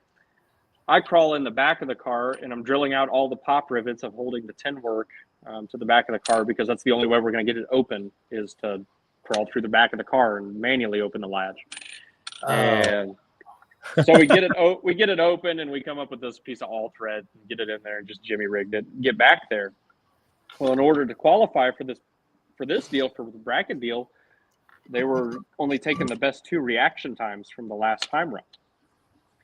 And so I pull out of the trailer, and there's like 4 cars left in our class to qualify still, and go up there, rip a 009 light off, get into the race, and then didn't even check air, didn't check nothing, like just out of the trailer straight to the track, and ended up winning the Friday night fights thing. And then that was Friday night, and then Saturday was the main race. Holy cow! I think your nickname's the Assassin. Holy cow, man! This is just crazy. The match ended up winning the Saturday night deal also. So that was a fun weekend. Holy cow! Oh, that's a bounty on you. Yeah. Yeah, well, that's the race that Mark did put the bounty on me. Mark put a bounty on me after that. I remember hearing about it. Yeah. Dang. So, man, that's something. Look at Larry Hunt. Yeah, I've seen that. Larry says Matt can replace his trailer walls with Titans big checks this year. I have 4 of them I haven't hung up yet from Titans stuff. Yeah, so good for you. I already have 4 on the wall, and I got 4 more I need to add at some point. So, congratulations. Hey, Rodney, this is for you. Russell said about Jason's car, that car was pretty. Yeah, say that. That's a pretty car. Pretty car. Yeah, sure. Larry says this is why I call him the terrorist, plain and simple. Plain and simple. Yeah, I see it. Ray Parsons says, better question is, how many did you lose this year? Might be easier for me. Yeah. Exactly. Well, that's a loaded question. Yeah. 96%. I run a lot of full tree stuff just as much as I do pro tree stuff, and I've been good in on full tree stuff this year. Just haven't finished the deal on any of those ones yet. Still probably got 4 or 5 more races I'm going to try to go to this year. Okay, that's nice. Cool. As far as the pro tree no box stuff, I haven't lost a race dating back to September of 2024 at Street Machines. Dang, a year. So and this is Street Machines this year. That was Street Machines this year. Man, got Palmer and all the Palmer's crews and that with me. Scott texted me earlier in the week before Street Machines asking if I'd come help work on his Top Fuel car. I had a short stint where I did some Top Fuel stuff with Clay Milliken, and cool. I had kind of planted the bug that I was kind of interested in maybe trying to go back down that road a little bit and just slowly, but not anything full time or fast paced, just kind of for fun. And he'd asked me if I wanted to come work on his car that weekend for Street Machines. So of course I said yes. So it was kind of busy there at points running this car and trying to work on his too. So yeah. But yeah, that's why Palmer's in there also. Hey Rod, has Scott Palmer asked you to work on his car any? I'm looking through my phone. I haven't seen that. You check your phone real quick. And if we made the winner's circle and he was walking by, he would be in our picture too. So that's right. Get in here now. I'll tell you my favorite part about the Street Machines stuff is, well, for one, that's my 5th time winning Street Machines, which is super cool because I've grown up. I'm from Rogersville, so I grew up going to that, so that's always super cool. The really cool part about this is the Tim Slavens Memorial. And when I was 14, Tim was actually the one who gave me, Tim and Mark both, and the Zimmerman family were the first people to let me start traveling with them when I was 14. So Tim and I were super close, and that was a sad deal when he passed. But I have both Pro Tree No Box checks with Tim Slavens Memorial with the Wolverine on it. So that's super cool stuff. Awesome. That is super cool. Man, and there's a story right there. This picture here, who's besides, we know Palmer there, who's the other there? That's Palmer and Crystal, which is Palmer's better half. And then there's Peaches on the end. And then I can't remember his name. He's from Phoenix. Bobby Cardoza is the guy and the other guy there. They all work on Palmer's car too. So cool. Weens was the only one who wasn't in the picture, and I think he was still racing his pro mod or loading his pro mod. So okay.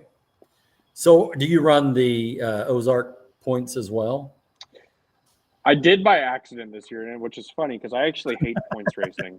It's kind of like Ayla. Like I don't like points racing because I get super caught up in it, and then I don't know. It's better that I try not to think about points racing, and I truly didn't think about points racing for the regular bracket stuff this year. Yesterday was the last regular bracket points race, and I was second in foot brake going into it, and I was 5 rounds behind, I think, in that and foot brake, so I wasn't going to catch the guy leading. And I was also tied for the lead in Super Pro. My car's a true foot brake car, so I shouldn't even be running Super Pro, truly, but. No, I did not win points in Super Pro. I didn't plan to win points in Super Pro, so it doesn't really bother me that I didn't. But it was fun, tough competition, and I think if my math is correct, I think Al should actually be the points champion for Super Pro Ozark. Wow. I should be second or third, depending on how points shake out. Okay, you talking about Al winner? Yep. Oh, yeah. That's great. Yep. And then should be second in foot brake also. So that is fantastic. It's been a good year. Man. It's been a good year for sure. That has been. Well, the nickname fits. Now I get it. This is good stuff. But there's a new nickname, the Hero. Yes, the Hero. There we go. Anything's better than terrorist. Killer. The killer may not be better than terrorist. Yeah.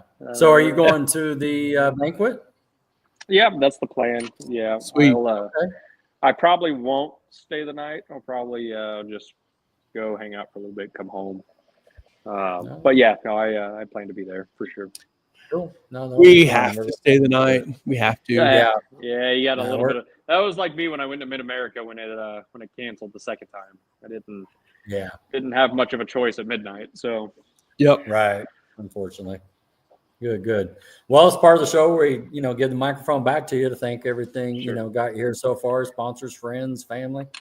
Yeah. Well, obviously want to, thank all my, friends and racing family and, my actual family. Most importantly, my grandpa. I said it in a post earlier, and I don't say it enough, and I should, but none of this is possible without him. He's the one who even got me hooked on this. But we keep all the cars at his house. He's the one who takes care of building motors, and fortunately, a lot of the times, I'm the guy who gets lucky and just gets to drive. He's the guy who without him, this doesn't happen. None of this. So. Him for sure. Also want to thank my competitors. Competition is always what drives anybody to be better. You bet.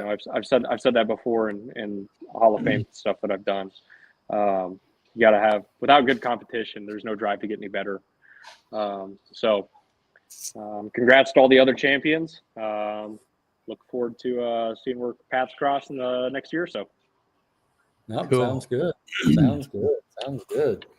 All right. Gary, you got anything else? Any follow-up questions? Man, I don't. Matt, it's been awesome talking to you. And, I think we told you earlier kind of in the green room that when we kind of show pictures and winner circle pictures of, the Ozark stuff and whatever through our show, you're in a lot of them. And man, you are in a lot of winner circle pictures. And you also – you pay your due. You win. You race a bunch, like you said. You race almost every week, and you want to beat a guy like you. You got to race as much as you do. So hats off to you and your dedication and racing program. So congrats to you. There's a lot of guys that are similar to me that deserve just as much of attention as I get. That just run normal bracket stuff, but you want to be the best. You gotta start racing like the best. And those guys who double enter every single race and the more laps you can do, the better. So being normal isn't good enough. No, that's right. I don't like going to the racetrack if I don't think that there's a chance that I can win something. So it's just kind of how it all works out. Yep. No, it's great stuff. Well, thanks again for coming on, man. We really enjoyed it, and we'll see you at the banquet. Yeah, thanks for having me, guys. Take it easy. Thanks, Matt. We'll see you in a few weeks. Yep. Good night. Gary, when I was talking about that, double entering, basically all that seat time, it reminded me when we were interviewing the Wheeler boys when they were talking about 45 laps a weekend, Friday night over here, Saturday over there, Sunday over here. I mean, just running it out, it's just good stuff. That's why them guys that do that are so good. Yeah, definitely. Right. Melissa says, Matt, you have brought so much energy to the races. I hope you continue to do so as well.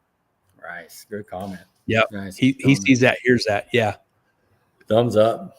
Well, cool, man. Well, good deal. Is that it for the night? Or we got one more? That's not it. Come on. Where'd your scorecard say? We got old Red back there ready to go. Huh? Yeah. What you got there? Get your old. There you go. Get him low. There you can see him. Get him low.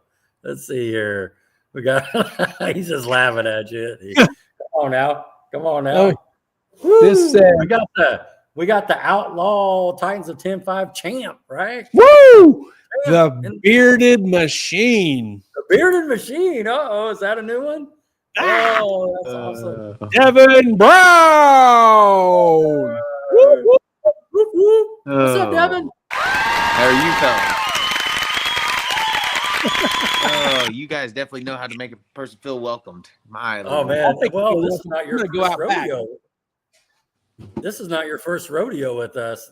This is not. He's no, you know what I mean. You've been on before, track record holder, the whole deal back then. Remember that winning the belt and all that cool stuff.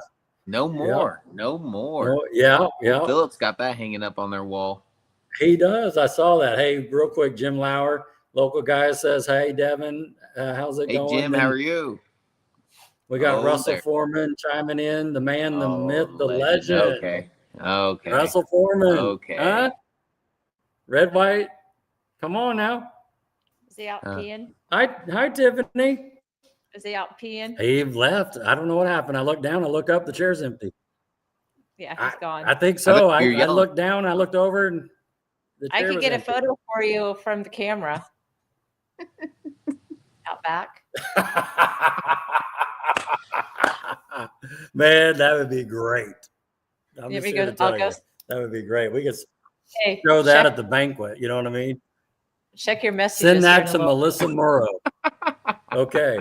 I'll get that here for you in just a little bit. Right. Oh, Lord. Thank you. That's funny. Yeah, that's our secret, Devin. Us and all the other people watching. Gary's out there. You got it. Yeah, You know, our secret and everybody that's else. awesome. Yeah, exactly. No, congratulations. So, man, what a year for you, right?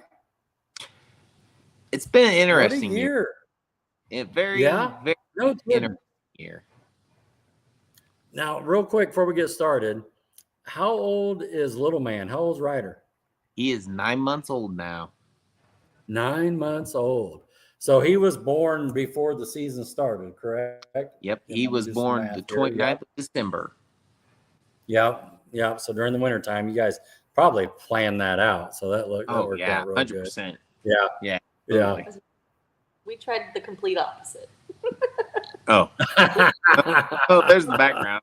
There you go. That's all right. More than welcome. Hey, Troy Aves has a little comment. He says, I still owe Devin a whooping on the tree this year. Not once did I get to the line up with him. Be nice if someone had a practice tree at the banquet. I think he's calling you out there, Devin. Ooh. I think he's calling you out there. Man, I bet we can make that happen. A little practice tree at the banquet. That'd be awesome. That's fine. Yeah. As long as there's a bottle of tequila sitting somewhere so whenever somebody loses, they can take their shot. Has to be the cheapest tequila you can find. What do you think, Troy? You in on that? That'd work. Man, that's awesome. Well, looks like Gary made it back to his seat. They asked for Gary when I said, I look over and I look back and I see a spinning chair. And I'm like, okay, break time. I hate that it gets dark early in the winter, but there's only one good thing about it. I can sneak out back and, take care of some business real quick. That's it. Yeah. That's it. Oh, my goodness. Man, we have right. nine comments. Oh, yeah, we've been through it. All right. That's a Say bear less, shit in the Troy. woods. Say There's the less. answer there. So, nice. All right. So, let's start with Centerville, bud. And Hey, thanks for the pictures, Devin. Never mind. Yeah, oh, yeah. That's let's my start bad. We with had a little Centerville. apple butter weekend and That's okay. other That's stuff okay. go on, and I failed. I know you're busy. That's all right. Hey, you're a great storyteller. It'll be fine. Yeah, Oh, you'll do good. So, yeah. we got the silver bullet out, right? Because this is our first year of being at Centerville. We actually, I think, parked next to you guys. And and so we got to see the ropes there with you, but you had the silver bullet there, right? Yep. So after our hoorah at Radio Roundup with the red car and me putting it on the parachute mount, we ended up deciding to have it just pretty much overhauled from the full front half, rewired, had it all just updated big time after what was discovered after it started getting chopped up by Mark. Right. But once we started getting closer to the season and it just timing wasn't going to be quite there to be able to have it out there for Centerville, even though we really, really wanted to see what it could do out there because we've been there. That air's great, track's killer, and it's just promising for some numbers, but it just didn't happen. So we ended up bringing out the OG, and honestly, it was probably the best race we could have had for it out of this whole Titans deal. I mean, the OG ain't no slouch, but we were ready to try to figure out the bigger blower with it and get some passes on it. We ended up going into our last time run and ended up hurting a cylinder or trying to remember. It was our second pass. So it happened Friday night. We heard a cylinder. And then we ended up skipping the last time trial. And then we went up there and drew chips and ended up getting Patrick Lewis, which is a twin turbo LS Fox body deal. So he's been going down the track, clean passes. He's been having some issues with it shutting off at the big end. But we were like, well, we'll just see what happens. Go out there, let go of the button. It just kind of lugged its way out there and got behind and zipped the tire, started going to more of a tire shake, and he beat me there. So me and Pops kind of cussed and discussed it and ended up just saying, screw it, we'll just go ahead and buy back in and try to see if we can hop this thing up on 7. And that, if anyone knows how we've ever tuned stuff or how we've ever ran stuff, we've won more races whenever this thing was, the OG was nitrous, more on 7, 6 cylinders than ever on it. I can promise that. I guarantee anybody that knows that car knows that is a fact. But we went out there and hopped it up and tried to go out there, and it ended up zipping the tire again, and it actually ended up drawing Patrick Lewis again. But oh man, yeah, so we ended up finding out that the bullet might not be too shabby on 7, but win some, lose some. So we pretty much just got to show up for that one and went on our way. But nonetheless, it kind of sat there as a filler, which got the show up point there and just kind of had a couple bad draws there because I think Patrick ended up winning that event, did he not? Patrick did end up winning that event. Yep. Yeah, we went out there actually that last test hit. We went 450, and I think that was the fastest anybody had been weekend, and we were just kind of bummed. It just got weird on fueling and ended up nipping number three hole, I think, and we just got behind a little bit. Yeah. Do you, so Centerville at the end of the season now as a champion, do you know by how many points you won the championship by? We'll have to get into that one as we get into Ozark, because that's going to be a very very interesting story at the very end. Save it. That's because you said you got your show up points, but you also if you made all the races, you got the 3 bonus, and you brought a substitute car to show up with.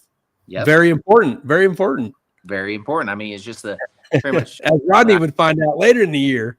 I think he's getting ready to tell us about it. He says it was very we'll have to wait, because that's the I'm waiting. I'm not digging. And we were pitted next to you at Centerville. What's that? We were pitted next to you at Centerville. Mm-hmm. Yep. Yeah, I think our spot was just all struggle bus weekend. I'm just blaming it on the parking spot. I guess so. Yeah. I mean, early in the year, Rodney even talked about, hey, can we just redo Centerville mid? Yep. Yes. I wanted to vote on it. I knew Devin was in. 100%. Let's go. That's right. We talked about it. I knew that was it. Yeah, I think Foreman was in too. Let's just redo it. Start over. Yeah. He was in a borrowed car too. Yeah. That's awesome. Oh, good. All right. So we went to Mad in May, right? Second, third. Of course, at that point you're the track record holder at Mad going into that deal. Woo! So you knew that facility. How did we have Big Red on the property for that one? We did have Big Red on the property. So we went out there. We just got the car done. We went out there. We actually had it dynoed prior to, and we had a lot of promise going into that one. We were really trying to see if we can reset the record, to be 100% honest.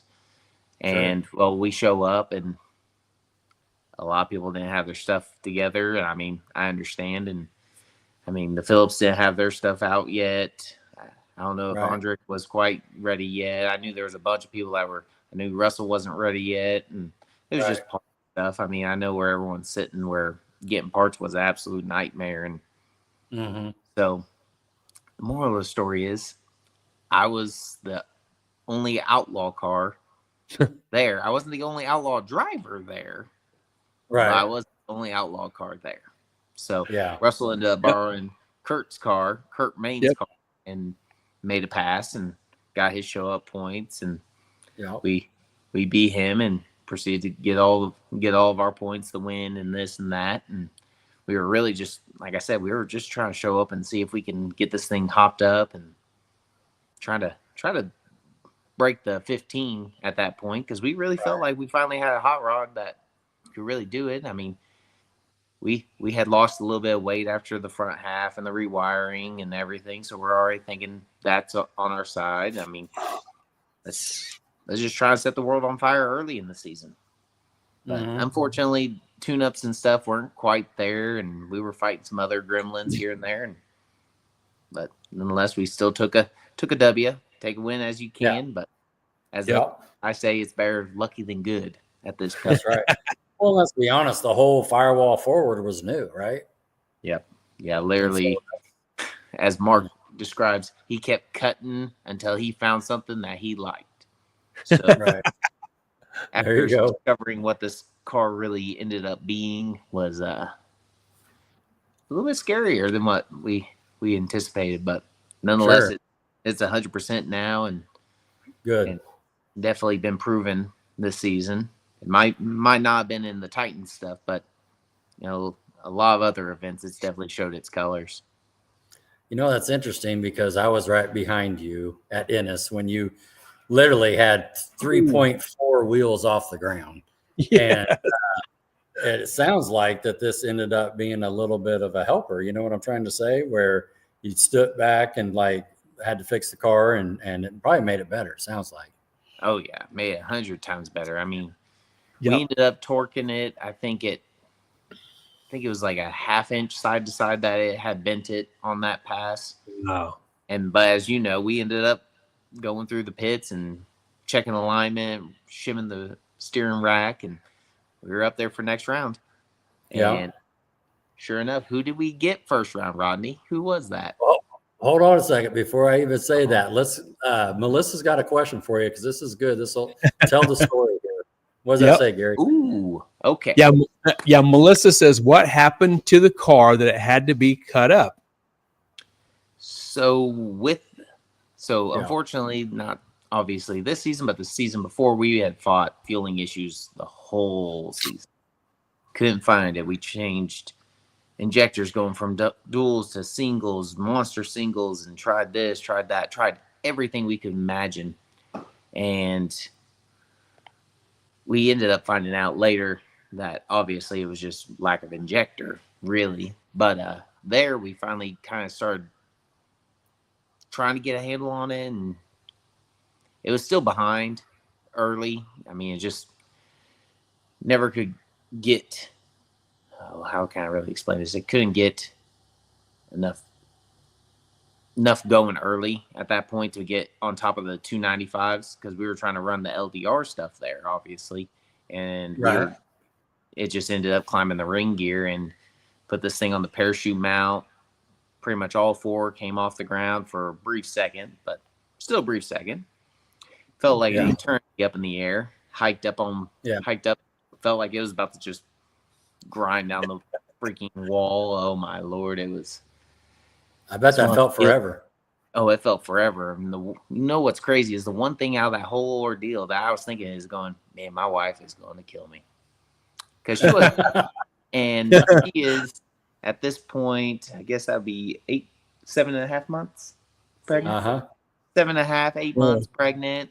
I'm about to go flying over a wall. That's all that was going through my head. I'm like, yeah. So ended up landing in the car. Luckily enough, got steered away from the wall. Right. Stop. As I'm getting out of the car, I'm taking my stuff off, and I pull my phone out because I always have it with me. Some people don't. I do, just in case of emergency. We don't have radios in this car, so get my phone out, and all I get is Devin and Brown. I'm like, ooh, I am in trouble. This is not good. Oh my goodness. Yeah. So needless to say, as soon as we got back to the pits, I had to go make a phone call. I'd be like, what are you talking about? She's like, I saw him. Like, I don't know what you're talking about. Yep. There's 2 or 3 red cars around here, Yeah. They're flying everywhere. Right. Yeah, we was under the tower with Rodney's car when you did that stunt. I tore up the track, I guess. Yeah. Yeah. Yeah, you definitely put your name on the track there. You marked it.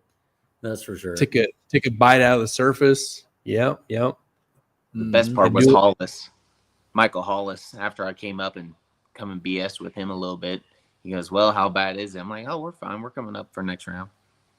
He's like, "Are you serious?" I'm like, I mean, by Mr. Brown's way, we got lined out. We're good. We're fine. Let's go. Right. Your wife says the live feed didn't show him getting out of the car, just flying in the air and back to the crowd. Oh man. Well, the drama. The drama. That's awesome. Oh, yeah. Shoot. But no, that was a good event. And, we're going to talk about it here in a second. Yeah. Did that, we're going to talk about it at MoCam. I know you had a back issue. Did that start that or? So based off what our kind of family doctor kind of prescribed or recommended was the fact that I was in that seated position and happened to have it jar and it started having a disc protrude in my L5S1 location. And it was not comfortable, needless to say. My poor wife had to deal with me complaining. Don't be writing no comments. Oh, this ain't. Here she comes. The comment's gonna pop up. There it is. Here it comes. But no. Then he fell off a ladder, so that didn't help. Oh man, thank God, she's ready. What are you doing on a ladder? Workman's comp doesn't need to know this. Oh yeah, workman's. Here we go. Oh man. We saw you at MoCan just hurting. We felt so bad for you at MoCan. That was single-handedly probably the worst pain I have ever experienced. Is just I couldn't walk, I couldn't sleep, I couldn't lay down, I couldn't do nothing. I mean, right. The amount of medications just even be able to function day to day was unbelievable, and ended up luckily that race. I had done my 2 test hits Friday night, struggled. I tried to see if I could. I mean, I wouldn't tighten my belts until I'm literally going into the beams. I know, don't do that etiquette. Tighten your stuff. Be 100% ready. But literally just tightening my belts was just unbearable and just miserable. So I would just wait until after burnout, after everything, cinch everything up, make my pass, get everything off, get out of the car as fast as I could. I was just in tears pretty much. And for our passes on Friday night, Saturday morning comes around and I had came home because I just couldn't sleep in the RV. At that point, nothing was comfortable. So I just came home and we were about to head back to MoCan, which is only 40 minutes away. Well, by the time we were no more than 10 minutes out, we had gotten the text message from Mom about that it got canceled. And I couldn't tell you how much relief that was, just for the fact that I couldn't imagine making any more passes, because muscling out was everything. And shoot, I was in tears that morning. Just couldn't do it. I just was like dreading it. But we had managed to get me around enough and because if I can get moving, I was kind of okay. But that morning it wasn't really going to happen. But like I said, better lucky than good at that Absolutely. point. Well, it's interesting. If you went back home, you missed this huge storm that came through, right, Gary? Kind of blew some stuff around, and a little bit later they canceled the event. Yep. And then after that is really when the entertainment started, because that's when everybody started getting stuck in the so I had dollar bill bets going on. But Jason Brown drove out like a hero, man. No problem. We got stuck. We got stuck Friday. Friday. Yeah, that's right. Friday. So we were trying. You weren't the only ones. Oh no. We got stuck. And then Dad's like, "Hey, we're just going to start grabbing handfuls of gravel and throwing it underneath these tires." I'm like, "Dude, there is no way this is going to work." Like, dude, we are literally over here scooping up a little pile, throwing it underneath these tires. And everyone knows our rig, and it's like, this ain't going to work. There is no chance. Yeah. And I mean, probably a good 30 minutes later, we get gravel under there. We had some boards. Goose brought some lumber and this and that and the other. Next thing you know, we're out. I'm like, this is what I get for ever questioning it. I mean, That's it. Them old timers know the ways, don't they? And how did Goose get out? He was full throttle, turned the steering wheel to the left, and slung that unit right out of there. Oh my! If that RV had a 6-speed, it was in 6th gear, 10 feet moving there. You know. Oh man! Yeah, it's awesome. So, so we didn't make Thunder Valley, but in August we went back to Mad, and that's when it kind of had the technical difficulty. But did you make some hits Friday night? We did, and honestly, I can't quite remember how those ended up. Must not have been good if I can remember. Right on.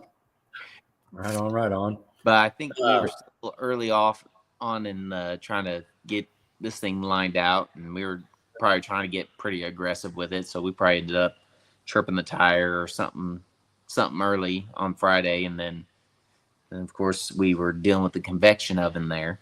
No one's brought up that at Mid-America. We were literally 40-mile-an-hour winds, and it's hot, and we were all cooking. Yeah, and that's exactly right. Poor Harper had to take the blunt of that whole ordeal. I'm like, man, sure. The amount of people that were there was insane for that. Yeah. It's a great night for spectators.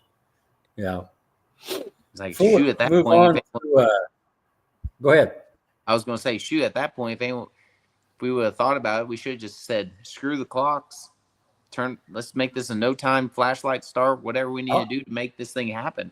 I mean, sure. Yeah, that would probably work out, but we're going to make this kind of a miniature Jake's deal, and sure, let's have some fun with this. There you go. That's funny. What'd you think about the little pancake bacon feed this year? What'd you think about that?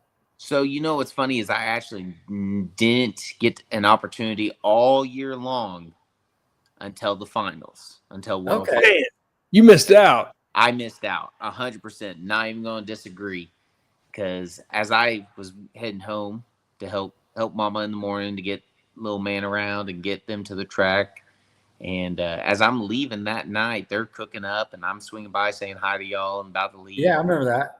Yeah, Austin comes running up to me and it's like, "Hey," gives me this plate, and he takes off. I'm like, "There you go." Oh, it's bacon, right on. I've never had the bacon or anything, and dude, that was single-handedly the best bacon I've ever had.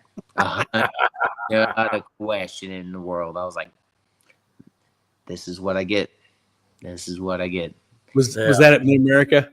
No, that was at Ozark. That was at World Finals. Ozark. Okay. Yeah.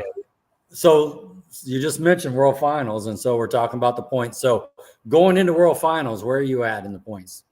Oh, well, we just going to skip Tulsa? I did. I'm sorry. See, you're just getting antsy. You just want to I heard bacon, and I went right there. Exactly. September 5th and 6th. Help me out. How did it go in Tulsa?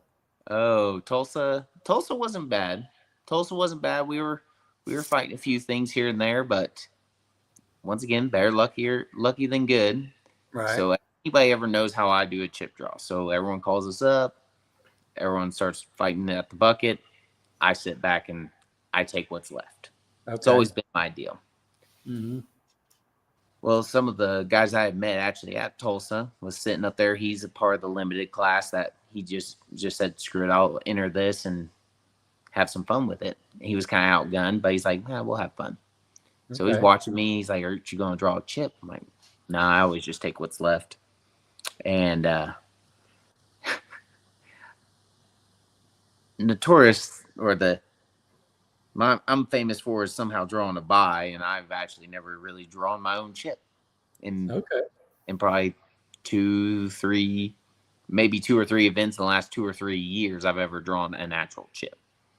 Sure enough, last chip comes out, it's the buy. I got first round buy. Oh, nice. Right on. Guaranteed first round win. Yes. Woo. Yes. Not so lucky the next round. Not so lucky the next round. I ended up drawing the beast. Oh, Phillips over there. Got them next round, and they're making killer licks, as we all know. It was their night. It was their night. So ended up going up against them, and we both let go of the button. He trees me. Surprise, surprise. anymore. I guess I'm just I just gotta get better at it because man, this kid is on a tear. I'm telling you what, it don't matter who you are in the other lane, that kid's going to cut your head off. Yes. Just not a question. But we go out there and car gets out there, and I mean it's flat out getting it. I mean, and it just started climbing the ring gear out in the mid track, and had to pedal it one time just to bring it back down, and we ended up going 20, I think, and he went 03. So, yeah. But come to find out, that was probably my best case scenario I could have had, because actually the housing had cracked all the way around, where all the brakes and everything, and pretty much everything for the whole the rear end together had broken all the way around, which Adam had welded up once before, which we, by the grace of God, Dad had found that another race. Wow.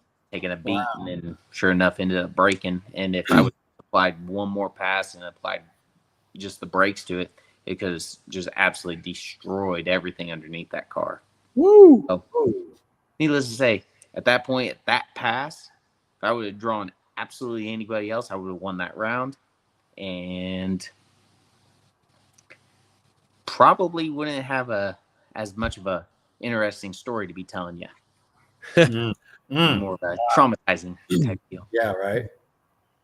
Yeah, that's incredible. You know, so now we're heading into Ozark then. Sorry, I got ahead of myself earlier. Okay. So when you go into Ozark, are you 1 point, 2 points up? I'm trying to remember. Okay, so on Adam and them, based off of just event to event, I'm a half a point ahead of Adam and 1 point ahead of Russell. Okay. But me and Russell were the only two that had been to all the events. So we had our bonus points coming up. Right. So that was kind of a lot of the deciding factor on what was going to transpire here. Mm-hmm. So, of course, everyone looks at it. Okay, so if you add the 3 points for the showing up or the attendance points at this point. So I'm 3.5 ahead of Adam. I'm 4 ahead of Russell. So kind of just, of course, anybody that's ever really done a series, you're always trying to break it down as you're coming into the weekend, just trying to figure out, all right, what do I need to do, and this and that, blah blah blah. And you're just like, man, if I just go past first round, we'll be all good. Got locked up. Well, we get out there to do our last test hit and go out there. Car's making a great move out there. It ends up going 402, but it was laying over a little bit into the pass, about 3.6 or 7 into the pass. It started laying over, and right afterwards I aborted mission. Well, unfortunately, it had windowed between cylinder 5 and 7, as if anybody looks at the Campbell or Daniel Campbell's page, the crank, the hole in the cylinder walls, that's my stuff. Yeah, so we ended up hurting it. Well, at this point, still kind of just need to break the beans in the eliminations. That's really what we need to do. And just hope for the best. So we go up there, and of course, none other than, guess who do I draw? Oh, Mr. Phillips. Heavy on the mister, you know. Yeah, heavy. I mean, he's 24 now. You got to give the kid kid. He's 24. He's up here. He had a kid. But he goes out there, and we just bring it up on the brake. I let him fire up first. Of course, the old Hemi is going to kind of hide the 2 dead holes in mine, because, I mean, at that point, there's no compression, no nothing. So, like, well, we'll let him fire up first. Yeah. 23. Oh, we went 423. I think it's 23 years old. He's 23 years old. And I apologize, Adam. Yeah. Bad. That's what I get. Still doesn't make you any younger, Tony. Sorry. But no, but that's so he fires up and then you fire up. Then I fire up and we go out there, do our burnouts. Like, we're just trying to light the boards on fire, even though I know I'm down 2 holes, and I'm just going to try and do my thing and see if the kid can keep it true, keep it honest. He goes out there and he gets in the beams, and I kind of just make him stare at it just a little bit longer. I'm like, hey, at this point, I know I ain't got a chance to run that Hemi. There is no chance I'm going to beat him straight up on 6 cylinders. So I make him stare at it for just an extra second. I stab it in there. He goes 0.23 on me. I roll out there and just kind of put it out there, and I see his wind light come on. We go, well, now it's just up to seeing what happens from here on. So, Right. and noted, now we were the second pair on this deal. Now we got to rewind a little bit because with Russell being only 1 point behind me, he ended up drawing Craig Andre. Oh, And yes.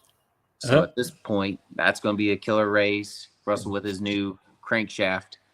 Yes. New crankshaft. Crankshaft. Yeah. He goes out there and he ends up going, I don't know, he just went a little red on the first round, so he didn't gain a point on me. So I'm like, okay, so I've still got a point on him. Adam just gained a point on me. So now he's only 2.5 points away. All right. So sure enough, we get back. We start spilling the beans to everybody because we had kind of BS'd everyone like, oh, well, it's just weird. Oh, it's just the converter coupling a little bit, just driving the car harder, lost RPM, blah, blah, blah. I mean, we'll BS with the best of them. I mean, we'll try and make it where we can at least get past first round. Well, we ended up getting in there, and Russell had bought back in. Now he's back up there. Okay. So everyone sees that we're broke, we're done. We're spectators at this point. So we're waiting and seeing what's going to happen from here on. I mean, I dodged the bullet with Russell right out of the first round. So, but he still has a chance to lock this thing down. Adam technically still does, which I will break that down here in a minute. So they end up drawing. Mr. Foreman ends up getting the bye. He gets the bye for the next round because I'm gone. So now there's only 3. So originally there was only 4 of us. Now there's 3. So Craig and Adam running each other. Russell has the bye. We go out there, watch everyone make their pass. And then now Russell is tied with me. Adam ended up beating Craig. So now he's only 1.5 points away from me. So this is where it gets really interesting. So the finals, if you break it down, if Russell wins, he wins the points championship. Because right now we are tied. Now the way they break down the tiebreakers is event wins. And if that's a tie as well, they go to round wins. Okay. Right. Well, I had Mid-America technically under my belt.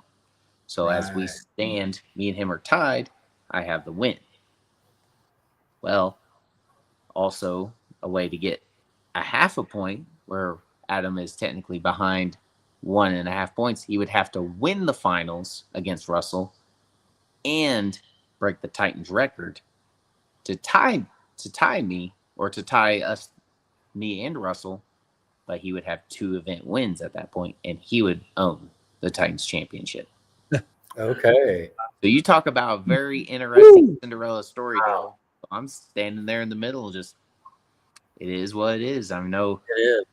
What was the record he needed to do? He had to go 367.5. They went 397. I was like, wow, we really jumped. You boys missed out. Yeah. 397.5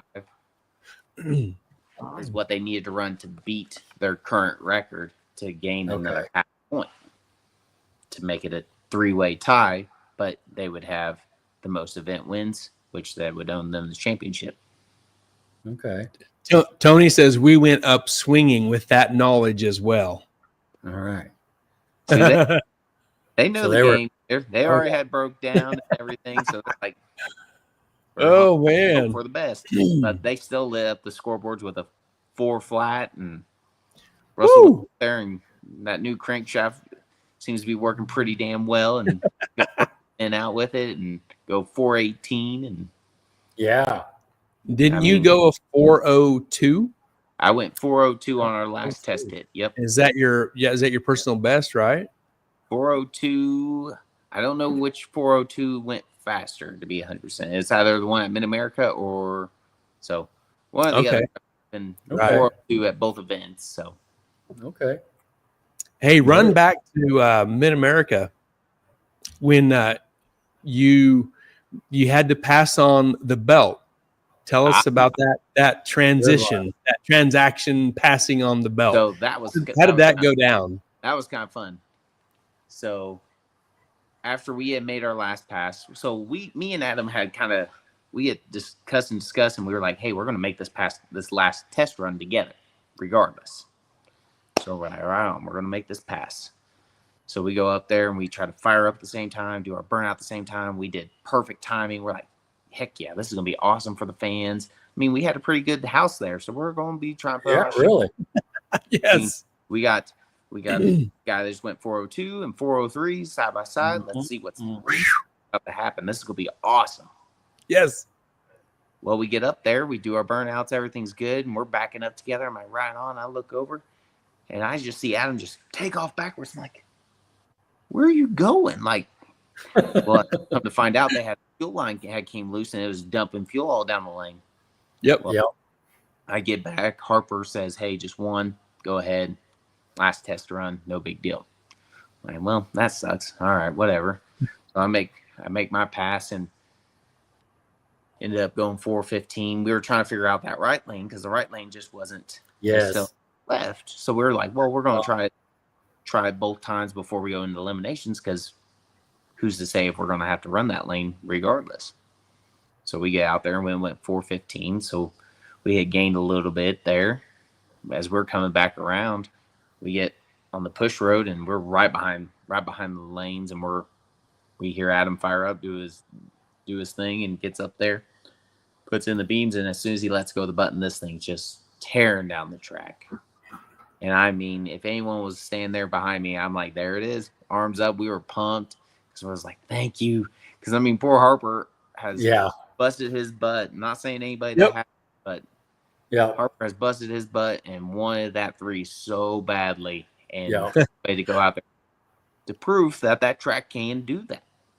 I mean, it's not has to be a Cinderella story. Like, it has to be pristine and everything has to be perfect. You have to have the best surface. You have to have the latest and greatest. No, you just have to have work ethic. That's simple as that. And that man is single-handedly shown that is what you get when you put work in. Yep. But so fast forward. So we're in the pits and we're assessing everything, and at this point, too, we didn't realize we had broke something else. Well, here comes Adam. So I had already went inside, grabbed the belt, hit it behind my back, and as they're pushing through, because I knew they were having some issues with a seal in the back. So I'm afraid that it's like, man, God, don't be telling me that it just pushed the seal and it's going to be leaking oil. So regardless, I walked up to him, had the belt behind my back. I went ahead and just sat on top of the car and said, proceed. And just let them go. I mean, I know awesome. they got work ahead of them. So they're going to get back to their pits, tear the thing down just like everything. They'll celebrate and do their thing, but they still got to put the race car back together. Yep. So I was like, all right, I get it. I'll come say congrats and all this and that. You all just do your thing.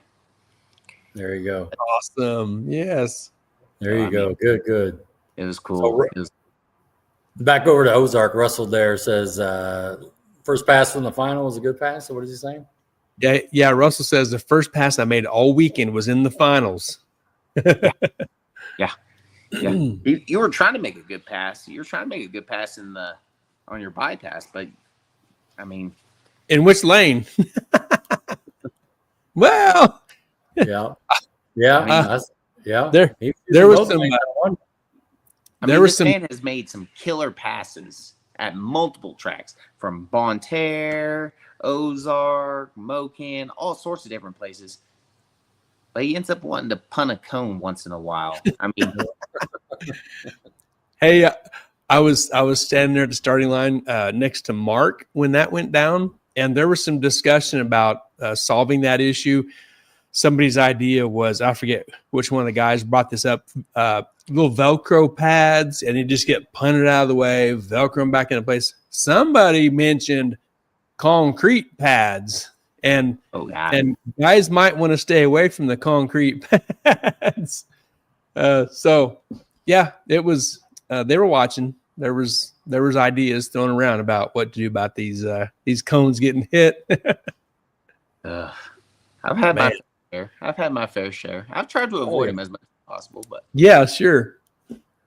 Yeah. So when you saw the in the finals, like take me through it there, you know, like you said, he had to set the ET record, right? So take us through that emotion there. I mean, I'm just really not much emotion. I mean, I've been like kind of the same situation as San Pietro, like second pretty much every single time I've ever ran Titans, and I think I was third last year behind the Adam and Jake, and I just was like, well, this might just be another one. Might be another one that I'm just second. I mean, at that point, it could be one way or the other. I don't know. So it's just like, man, just let go of the button already, please. Somebody just let go of the button. I just need to see what's going to happen. So I'm just sitting there. I had Frost right there next to me, and I had broke down everything there, and I saw the boards come on. I saw Adam go 400, and I knew his win light and everything that came on. And I was like, yes. Well, there it is. And I mean, it was just like, oh, it wasn't. Yes, it was more like, oh, thank you. Yeah, like, it was better lucky than good at that point. I mean, yeah. I mean, the Phillips literally went back-to-back Titans events and had won both of them, and was just that far away from claiming the whole championship. It tells you how good that program already is, and I mean, they're going to be a handful come this next season. Oh, and I man. mean, finishing out this season with Flying H and Radio Roundup, all that. Yeah. Yeah, that'll be cool. Was this your first Titans championship or second, or this was my first Titans championship? Man, it was my first year ever winning a championship. So I had actually won the points championship for Ozark. Okay. And won the Titans championship as well. So great. Awesome. So I was pretty stoked. I've been very close multiple times. I have a couple jackets in the back that says runner-up points champion. I'm pretty sure Tony Phillips has the winners ones of those. So yeah, it's always been kind of a back and forth deal, but I can never finish out a points deal. But they call that the bridesmaid. Is that right? The bridesmaid? Yeah, I'll always be the bridesmaid. I'm never the bridesmaid. Man. So this was your year. This was my year. I mean, just like I said, I mean, and shoot, the win the championships and everything was pretty cool. But the honest to God, the best win I had this season was my first race with my son there. That was single-handedly my coolest experience I've ever had. I mean, we were running Todd Bennett in the finals. It's Bub's first race, and of course, he absolutely loves this stuff.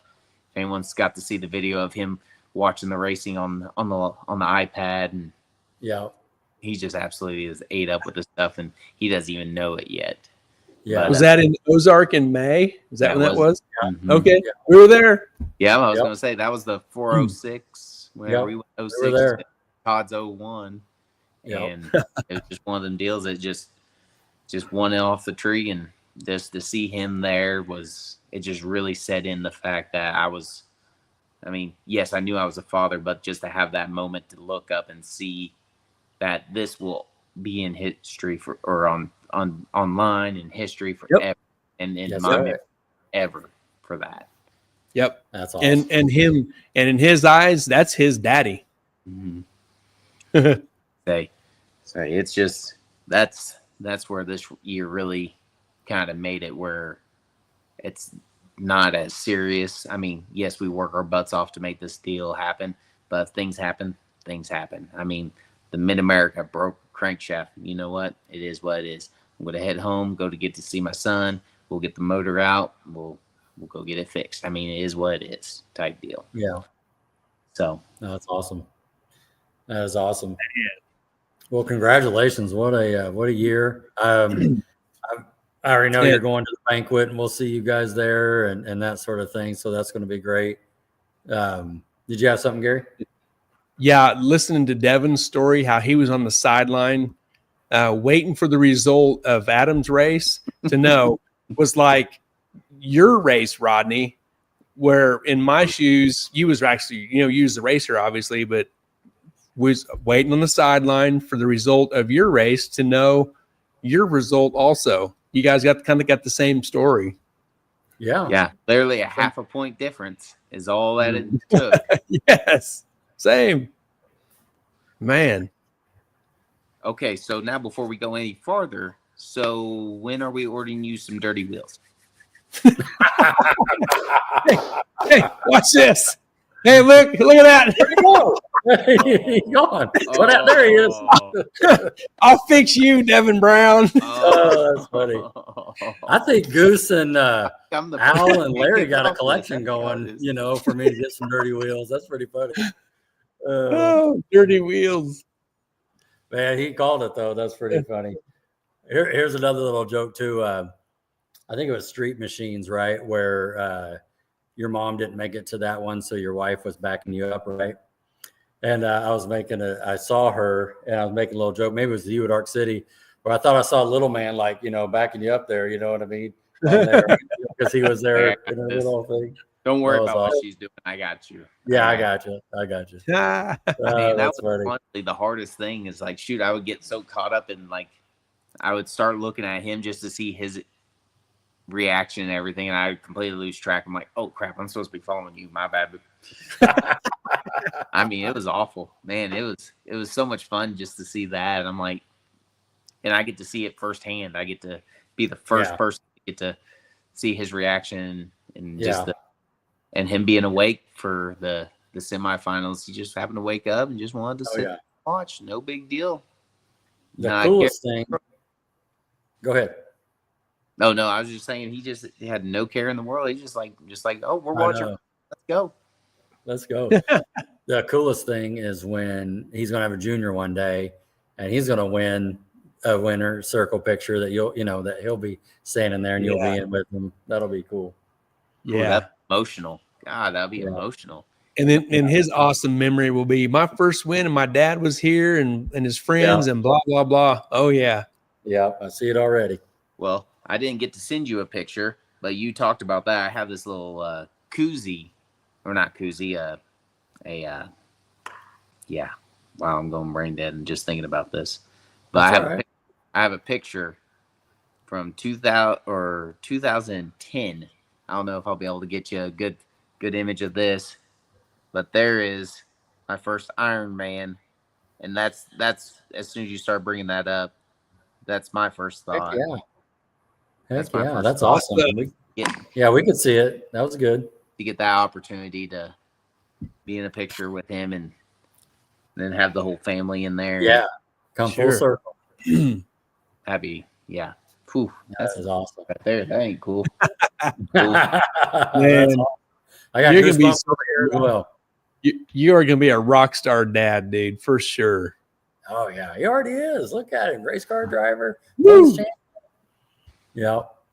Hey, you got a couple shout outs here, Gary. Yeah.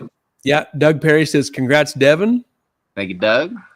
Donna Newberry, the Goose House, says congratulations to you, Devin. House? I don't know about that. I don't know if Donna agree with that. That's Donna's house.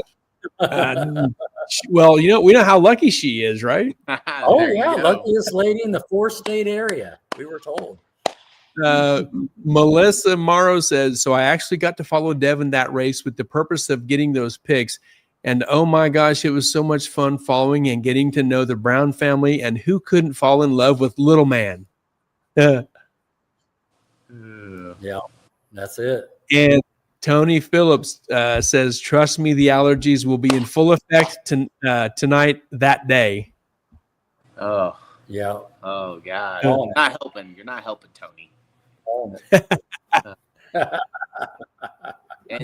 great. Very cool. Very cool. It flies by, so be ready. So yeah. Oh man, just accepting that. You ain't lying. We were talking about it on the pre-show, right? When you asked me about when I'm 25, that's about when Lauren was born. She's 27. So Oh, to wow. your point, it Right. flies. Yeah. It flies. Cool. Yeah. Tony says, on that day. Yeah. He said the allergies will be in full effect on that day. Yeah. Yeah. Larry says, congrats, Absolutely. Devin and Team Brown. Well deserved. Well, thank you. And Tony says, ask me how I know. Damn allergies. And the the onions, man. Yeah. See, Adam. Stop it. I'm not crying. You're crying. Right. Adam's first win was actually in my first junior, and seeing him in his first ever, seeing that was pretty cool and pretty special. And I can remember that day very vaguely, but yeah, I can only imagine what it's like for me. Keeping that Missouri family. Very cool. Well, we know we'll see you at the banquet in a few weeks, about 4 weeks now.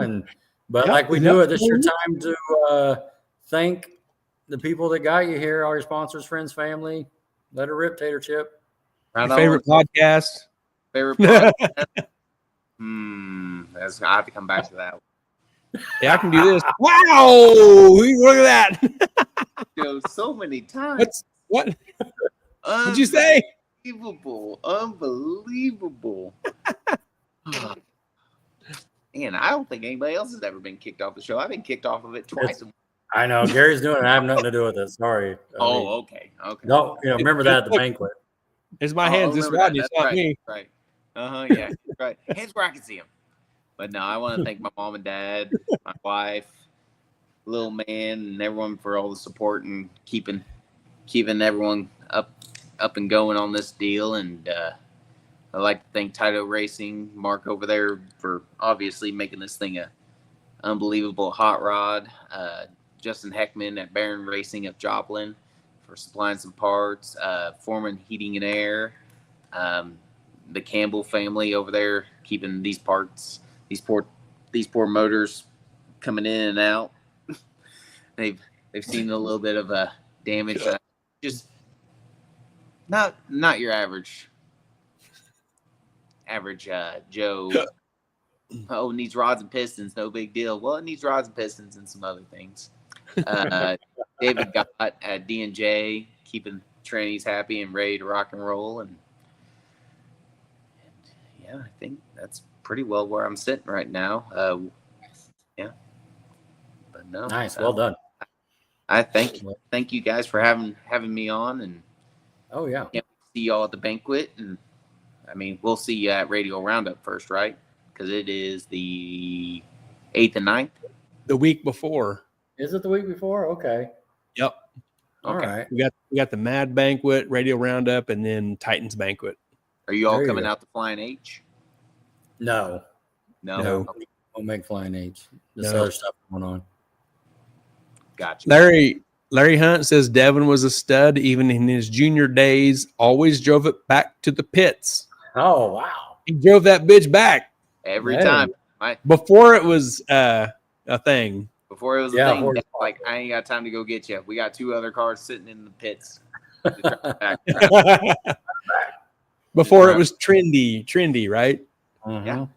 I mean, you can ask anybody. It was never if I didn't show back up, something was broke. Yeah. Yep. That's funny. Just knew to drive it back. Cool. Drive her back. Like, right on. Put big enough fuel cell on it. Go. Like, Yeah. Got it. Yeah. Time is important. Time was really important back then. We had the 4th gen. It was a green 4th gen and a Studebaker and my junior all stuffed in a 44-foot long trailer. No stacker, no nothing. Yeah. Man, yeah, all the ratchet straps going there. Golly. Yeah. Whew. Yeah. Hold those cars down. I don't know if I don't think I have a picture of that setup, but man, you want to talk about a tight fit. Ooh. Yeah, I bet. That was the OG days. I think you makes it where you really appreciate where things have kind of turned into now. Sure. Yeah. Sure. Yeah. Awesome. Gary and I were talking about that. We used to be open trailer, no canopy, sun just beating on us, just loving every minute of it. I was open trailer till 2019, not long ago. Yeah, we've had a few tents at the racetrack in our time. Tents, an upgrade to toters, to sleeping in the sleeping quarters in the trailer, and all good. Gradually work your way through the rankings and get to where it's like, okay, this ain't too bad now. This ain't too bad. Yeah, we're doing okay. We're doing okay. We're doing okay. Yeah. We're doing okay. Not just all concession foods. Like, we actually cook our own food and everything, even though it's like half the time me and Dad never eat anything until 2 in the morning. Yeah. Long as you come over and get some waffles and bacon, that's all that matters. I'm going to make sure that's a point. This upcoming season.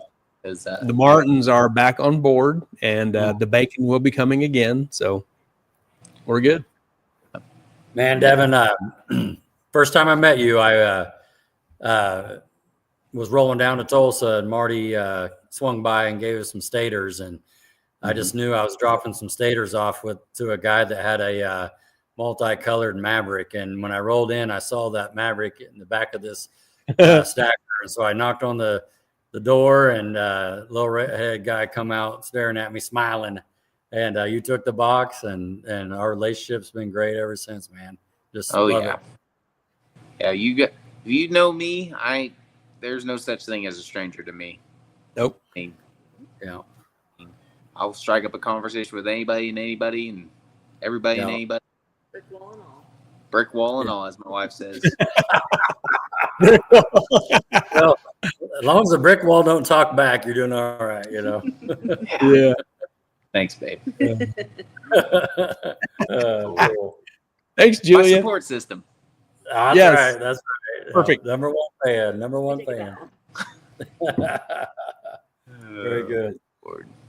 Gary, you got any final thoughts? I don't, man, Devin, what a fun relationship we have developed with you, and we really appreciate your friendship, you and your family, the Brown family, the racing team you guys have. Man, we have a ton of fun with you guys, and we really appreciate your friendship and your time and your hospitality, and we just love all you guys. Yeah. You as well, sir. Yeah. Thank you. Thank you. We really appreciate everything you all do here, especially with the podcast and keeping everyone updated. And I mean, let's just try and make this Midwest like tighter in a community, and let's make the track and let's make everything a lot more. I mean, right now we're still low on numbers. Let's keep up them numbers up. We'll get some people out your way, get people out our way, and let's just start killing it on trying to get some numbers up as some of these tracks. Keep tracks open.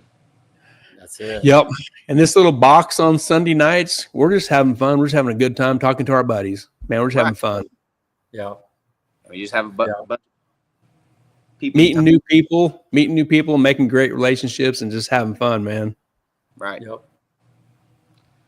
Good. Shoot. Well, fellas. All right. Well, have a good week. We'll talk to you soon. Hey, we'll see y'all soon. Be careful. We'll see you at the banquet, buddy.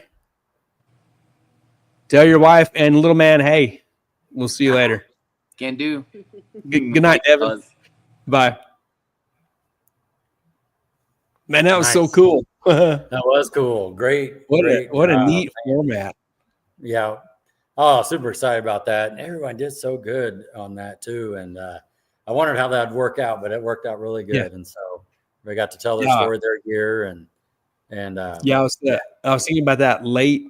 So this is dumb. I was going to say late in the week, but we had a show Tuesday, right? Yeah. And then to say it was next week, it's just a few days down the road. Right. But then, so a few days ago, thinking, man, we're going to do this deal with these champions. We've never done nothing like this. This will be different. So I think it was really cool. Yeah, man. And they all did very, very well. Did a very good job of describing their year. Everybody had a little different year and things happened along the way. And but it was. And Ayla as a 12-year-old junior racer, dude, that was so awesome. She killed it. Exactly. Look out, man. Look out. She's just tossing those boys out there. Well, actually, the two girls came down to the end, right? Yeah. Yeah, her and Katie there. So that is awesome. Oh, we missed this comment from Troy. He was talking about driving a junior back. He says, when does Red get driven back? Missed that. Dang it. Yeah. Doug Perry, great show, guys. Thanks, Doug. Thanks, Doug. And Mr. Larry Hunt, great show, everyone. Thanks, Larry. Can't wait to see you guys at the banquet in a few weeks. Yeah, it'll be fun. Man, awesome. Very good. Yeah, good format, good pictures. Yeah, it's very cool. Yep. And we'll do it again next week, right? Who we got on the show next week for this? Next week we have Austin Martin. He was little Titans winner, champion winner. Alan Watts was 650, right? Yep. With the Blue Nova. Rodney Dowell, that guy. Pointing the right way. Yep. Okay, on the screen it's pointing the opposite way. No, that's it on my screen. Yep. And Dale Gebhardt with Dale the right? Yes. Yep. Very he will cool. be fun because he doesn't just race this. He races a lot of stuff. Yeah. And we'll dig into that a little bit. He's gonna be great. Yeah, definitely. Yeah. Next week is gonna be cool too. The part 2 of the champions. That'll be next Sunday. That's gonna be really awesome. Yeah. The 19th. 19th, right. yes. 19th. Yeah, that's second to the last Sunday of the month. I know. This month is flying by. I know it. Very cool. Devin says 5 years old. What? I think earlier, Tony was asking him how old he was there when they were the junior stuff at 7 years old. That is 7 years old. Maybe. 5 years old. Huh. I know they were talking this a little bit when he showed that picture and everything. Oh, okay. Right. Very cool. Yeah. Man, dude, it's going to cool off this week a little bit. Yeah. It's supposed to rain tomorrow. It's going to cool off a little bit. Yep. We're going to do part 2 on Sunday. Yep. We'll be past the middle of October. Yeah, it's just flying by, man. Next thing you know, it'll be Halloween. Seriously. I can't wait to hear what you got in mind for number 100. Oh, yeah, sure. It all works We're going to out. have to. Devin says little man will be able to make a pass at 5. 5 years old. So that'll be here before you know it. You might as well start building it. Start building it. And talking to Ayla, like 12 years old, could you imagine getting to do what she's doing at 12 years old? Oh, I know. She started at 8, did she say? And Man. won her first points championship and going to Alabama for that IHRA points event. IHRA. Gee whiz. Yep. Melissa says, what number are you at? This is number 98. Yep. Yes. So 99 will be the next, the follow-up part 2 of the championship, and then 100. We'll see if we can reach out to this special person. Unbelievable.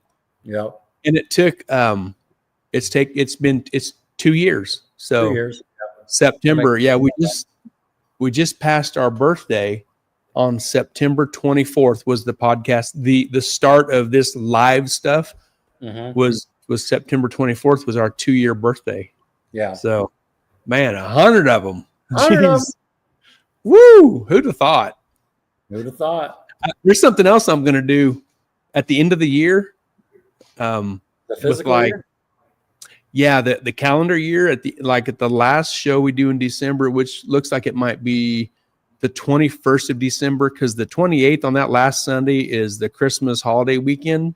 So the 21st, I'm gonna have some statistics for the year lined up. Oh, okay. That'll be cool. Yeah, just for the year. Yeah, it's interesting. Yeah. Comments and that'll be good. Yeah, sure.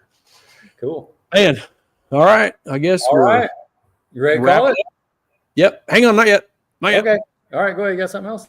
Yes. There we go. Our partners: Mid-America Dragway, Ultra Color Collision Repair, TNS Race Cars, Titans of 10.5, the fastest small tire series in the Midwest, Mobile Recon and Mobile Detailing, Sandland Iron and Metal Auto Salvage, and Harry Street Carpet. thank you to these awesome partners for hanging out with us in 2025 and hopefully beyond and down the road in 2026. So Awesome. cool. So cool. Yep.